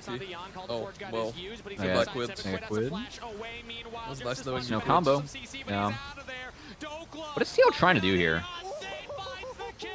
I know it's take tower, but like, why are we in a position where we're not able to set up Camille Galio / Camille is not there, Galio's vulnerable? Like, how do we lose the game getting stuck at that moment, you know? Yeah. CC immune from Jose Deodo, so he's able to dodge that one, but the smite for the slow continues. It's pretty disturbing. That's kind of a bummer. If they can kill the Mundo, desynced, how much more can Lion get? They're not able to find I mean, they should just be able to get Nash off this. Even with the chase, they should get Nash. He has no flash, so if he oversteps, he could be in a bit of trouble. Great fight there for Lion, but the question is, it's a good fight for Lion. I just think TL really signed up to put himself in a shit spot. Now, the question on the back half of this is, can they get Dragon? Because Lion, if they get Dragon, I think that actually warps the game a bit. Because then, like, Soul Point's big. And I think Lion's at the point where they have to walk. Yeah, I think TL gets the Drake. Saint don't care. Yeah, they're going to just drop it. Range and Ornn ult, and you just completely decimate the fight because the Ornn ult do they have to drop it? The rest of Team Liquid judging by what I just saw before we went into that replay, maybe they don't actually. I just really don't like TL setup for this. I think overextending for a turret's like the worst thing you can do for this draft because you want them to overextend in the U. That gives you more angles, and that you need angles to set the shit up. That much offense allows Dokla to free tumble through these fights. You can tell he's having fun. Yeah, and you can tell they're all... Also, first strike on Saint really paying off in these late fights, you know? Like, I think he's 3 items there. I don't know if first strike's the difference maker or not, but that, like, Saint just ran that fight. It's inspired flashing on Dion. It's all them didn't get in time. Oh, good luck, TL. Set up right now. The calling goes out. Flash. I think TL should get it. He's able to get out, and it is secured by Mondo got it. We got a smite fight in the pit. Yeah, Ornn combos for smites are not good. I think that's a decent shout. They're weak. Actually look like they're gonna get out. Yeah. And Morgan is in the area, was looking for a potential flank angle. TL have just not really been able to find that big engage that they're looking for. Okay, this game's interesting. Because if Mountain Soul goes to TL, that gives them more of a chance. So all 5 are upgraded. You're up over 5,000 gold on top of that. I don't think Lion cares too much, but... They can't stomp out all of these threats. As long as these champions kind of spread out and give each other enough space. TL does have no wave clear. That's a good shout. Many weapons for Team Liquid to attack. You can dream though. You can hope for the Mountain Soul. It's a long ways up, and you're gonna have to do a lot of work to get there. But that's what your dream is for TL. Yeah, Berserker has Seekers. But even if you get the game is not winnable. Is, how much of a difference does it make in a game just like pick. This I feel like that's bad because I want them to pick Berserker if I'm Lion. I picked Dokla now. Easy if I'm TL. Counter logic gaming. They might not even get a chance to go for that dragon. It looks like Lion, they're pushing hard with this Baron. They cracked the middle turret. They're now on the top turret as well. Saint takes a huge chunk right there from Jan. TL could fight. Lucian in the late yeah. game. So Lion don't get another turret, but still they have started to crack I like the base back of off Team from Liquid. Lion. Yeah, as soon That's as smart. They push Saint back, the rest of Lion immediately back off. They know that TL would be looking for that Camille Galio. I'll try to find a play Small there. but smart. And Lion just playing to their win conditions so incredibly well all series long. Really cool drafting coming through, utilizing these ranged top laners, utilizing the counter pick like the Aurelia. And credit to Dokla, not only is it the team playing around him, but it's Dokla having confidence in an elimination series against Vane's Morgan, not that easy with everyone's Invis. hyping up That his is shot true, like but if top as long as you laner press to bring Camille R, out it's these fine. picks and to perform on them on the stage. Is Dokla winning a series with a bunch of what's Lion's counter picks that are rare. I'm really curious what Lion's R5 rate was this series. Were they always counter pick this series? I feel like they were 3 out of 4. Some top lane propaganda as Jan oh my god, good night. Just eliminated, deleted. Sent straight to the gray screen as Lion find a pick on the 80 carry. I mean, he just kind of walked through their jungle blind and gets killed for it. And now this could be the end. This could be I think the end Lion of was at TL least 3 out of 4. in this split. Not the expectation that most of us had. Power ranked aggregate #1 Team Liquid. They were a best of 1 away from not even making playoffs. And now Lion with these counter pick top Wait, did people laners with power rank team play TL at rank 1? Real? 15 seconds for Jan to spawn. Yeah, I was surprised by that. There was a lot of C9 hate in there. 2-3, like 2-3 for sure, but like it feels kind of crazy. Oh, he condemned him out. Oh god. So we didn't get Hextech ultimatums. GG. Wow, good series line. Who turns it back around, big chunk on a big Dogs. John's back, and now Young Wait. has a respawn. Hold. So Quid falls. Oh. Saint? Oh my god, Oh, Saint. Saint, you have balls. There was no Mikhails. Wow. Morgan Misty, well played. C9 vs Lions, Super Bowl Sunday. Yep. Yep. Starting with another win down here in the bottom lane, going to Brazil and continuing. Well, congrats on 3-1. And look how Mr. Smarty Pants. Yeah. I was smelling a Lion 3-1. I got it. I really appreciate how they use Dokla and Inspired in the series. I think like that actually shows good team growth, or showed more like from the team than I thought. I agree. Also, the power of They counterpick. are looking so good here. The Lions are ferocious. Wow. Okay. They're coming. They are coming. Was a series. Guys, I'm gonna keep it real. I wanna jump right the fuck back into Resident Evil 9. Yeah, I'm addicted. I'm I'll get it out of the addicted. way. Thanks for letting me hop in. Yeah, dude, of course. Like, literally anytime, it's fine. It's good vibes to have someone else as well. I think I would have been a little bit dead in game 4 without you here as well, TBH, so. I completely understand that. I'm trying to do more like VOD reviews with folks as well, because it helps, you know. First of all, congratulations on an excellent win. But yeah, thank you for kicking it, brother. Thanks. Have a good evening. Yeah. And yeah, I'll thanks, catch you chat. soon. Please forgive me, but I need Yeah, absolutely, man. Thanks for having me again. Have Have a good time, yeah. No problem. All right, everyone say bye to Cubby. Everyone say bye to Cubby. Hey guys. I did want to talk to you about this because we were kind of talking about this. Okay, behind the scenes YouTube last chatters, week when you were on the A co-stream and I was is joking after done. Bane was erroneously locked If in, you happen when to I be was a going Resident see Evil it fan, out of you, come over to it Twitch. seems We to are be a huge part co-streaming. of your prep We're for this streaming week, so Resident Evil going 9. into TLAW specifically, so talk to me a little bit about that. It wasn't that big, So we just saw a good opportunity tap in to if you would have like to a come and watch really hard our chance first to get playthrough. on Obviously, lane it dropped and today. it's a free scaling lane. But otherwise, I hope you enjoyed the co-stream. We'll be back tomorrow for CB LOL into LCS. And then RE9 in between CB LOL and LCS if there's a gap. And maybe a little bit before CB LOL as well. It'll be a long stream tomorrow, so yeah. Have a good one. See you guys then on the YouTube side. And again, come and hop on over to the Twitch channel if you would like to watch the Resident Evil stream. Bye! So props to him. And everyone just played well. I think the 2-week break really helped us. We're starting to click a lot more. Okay.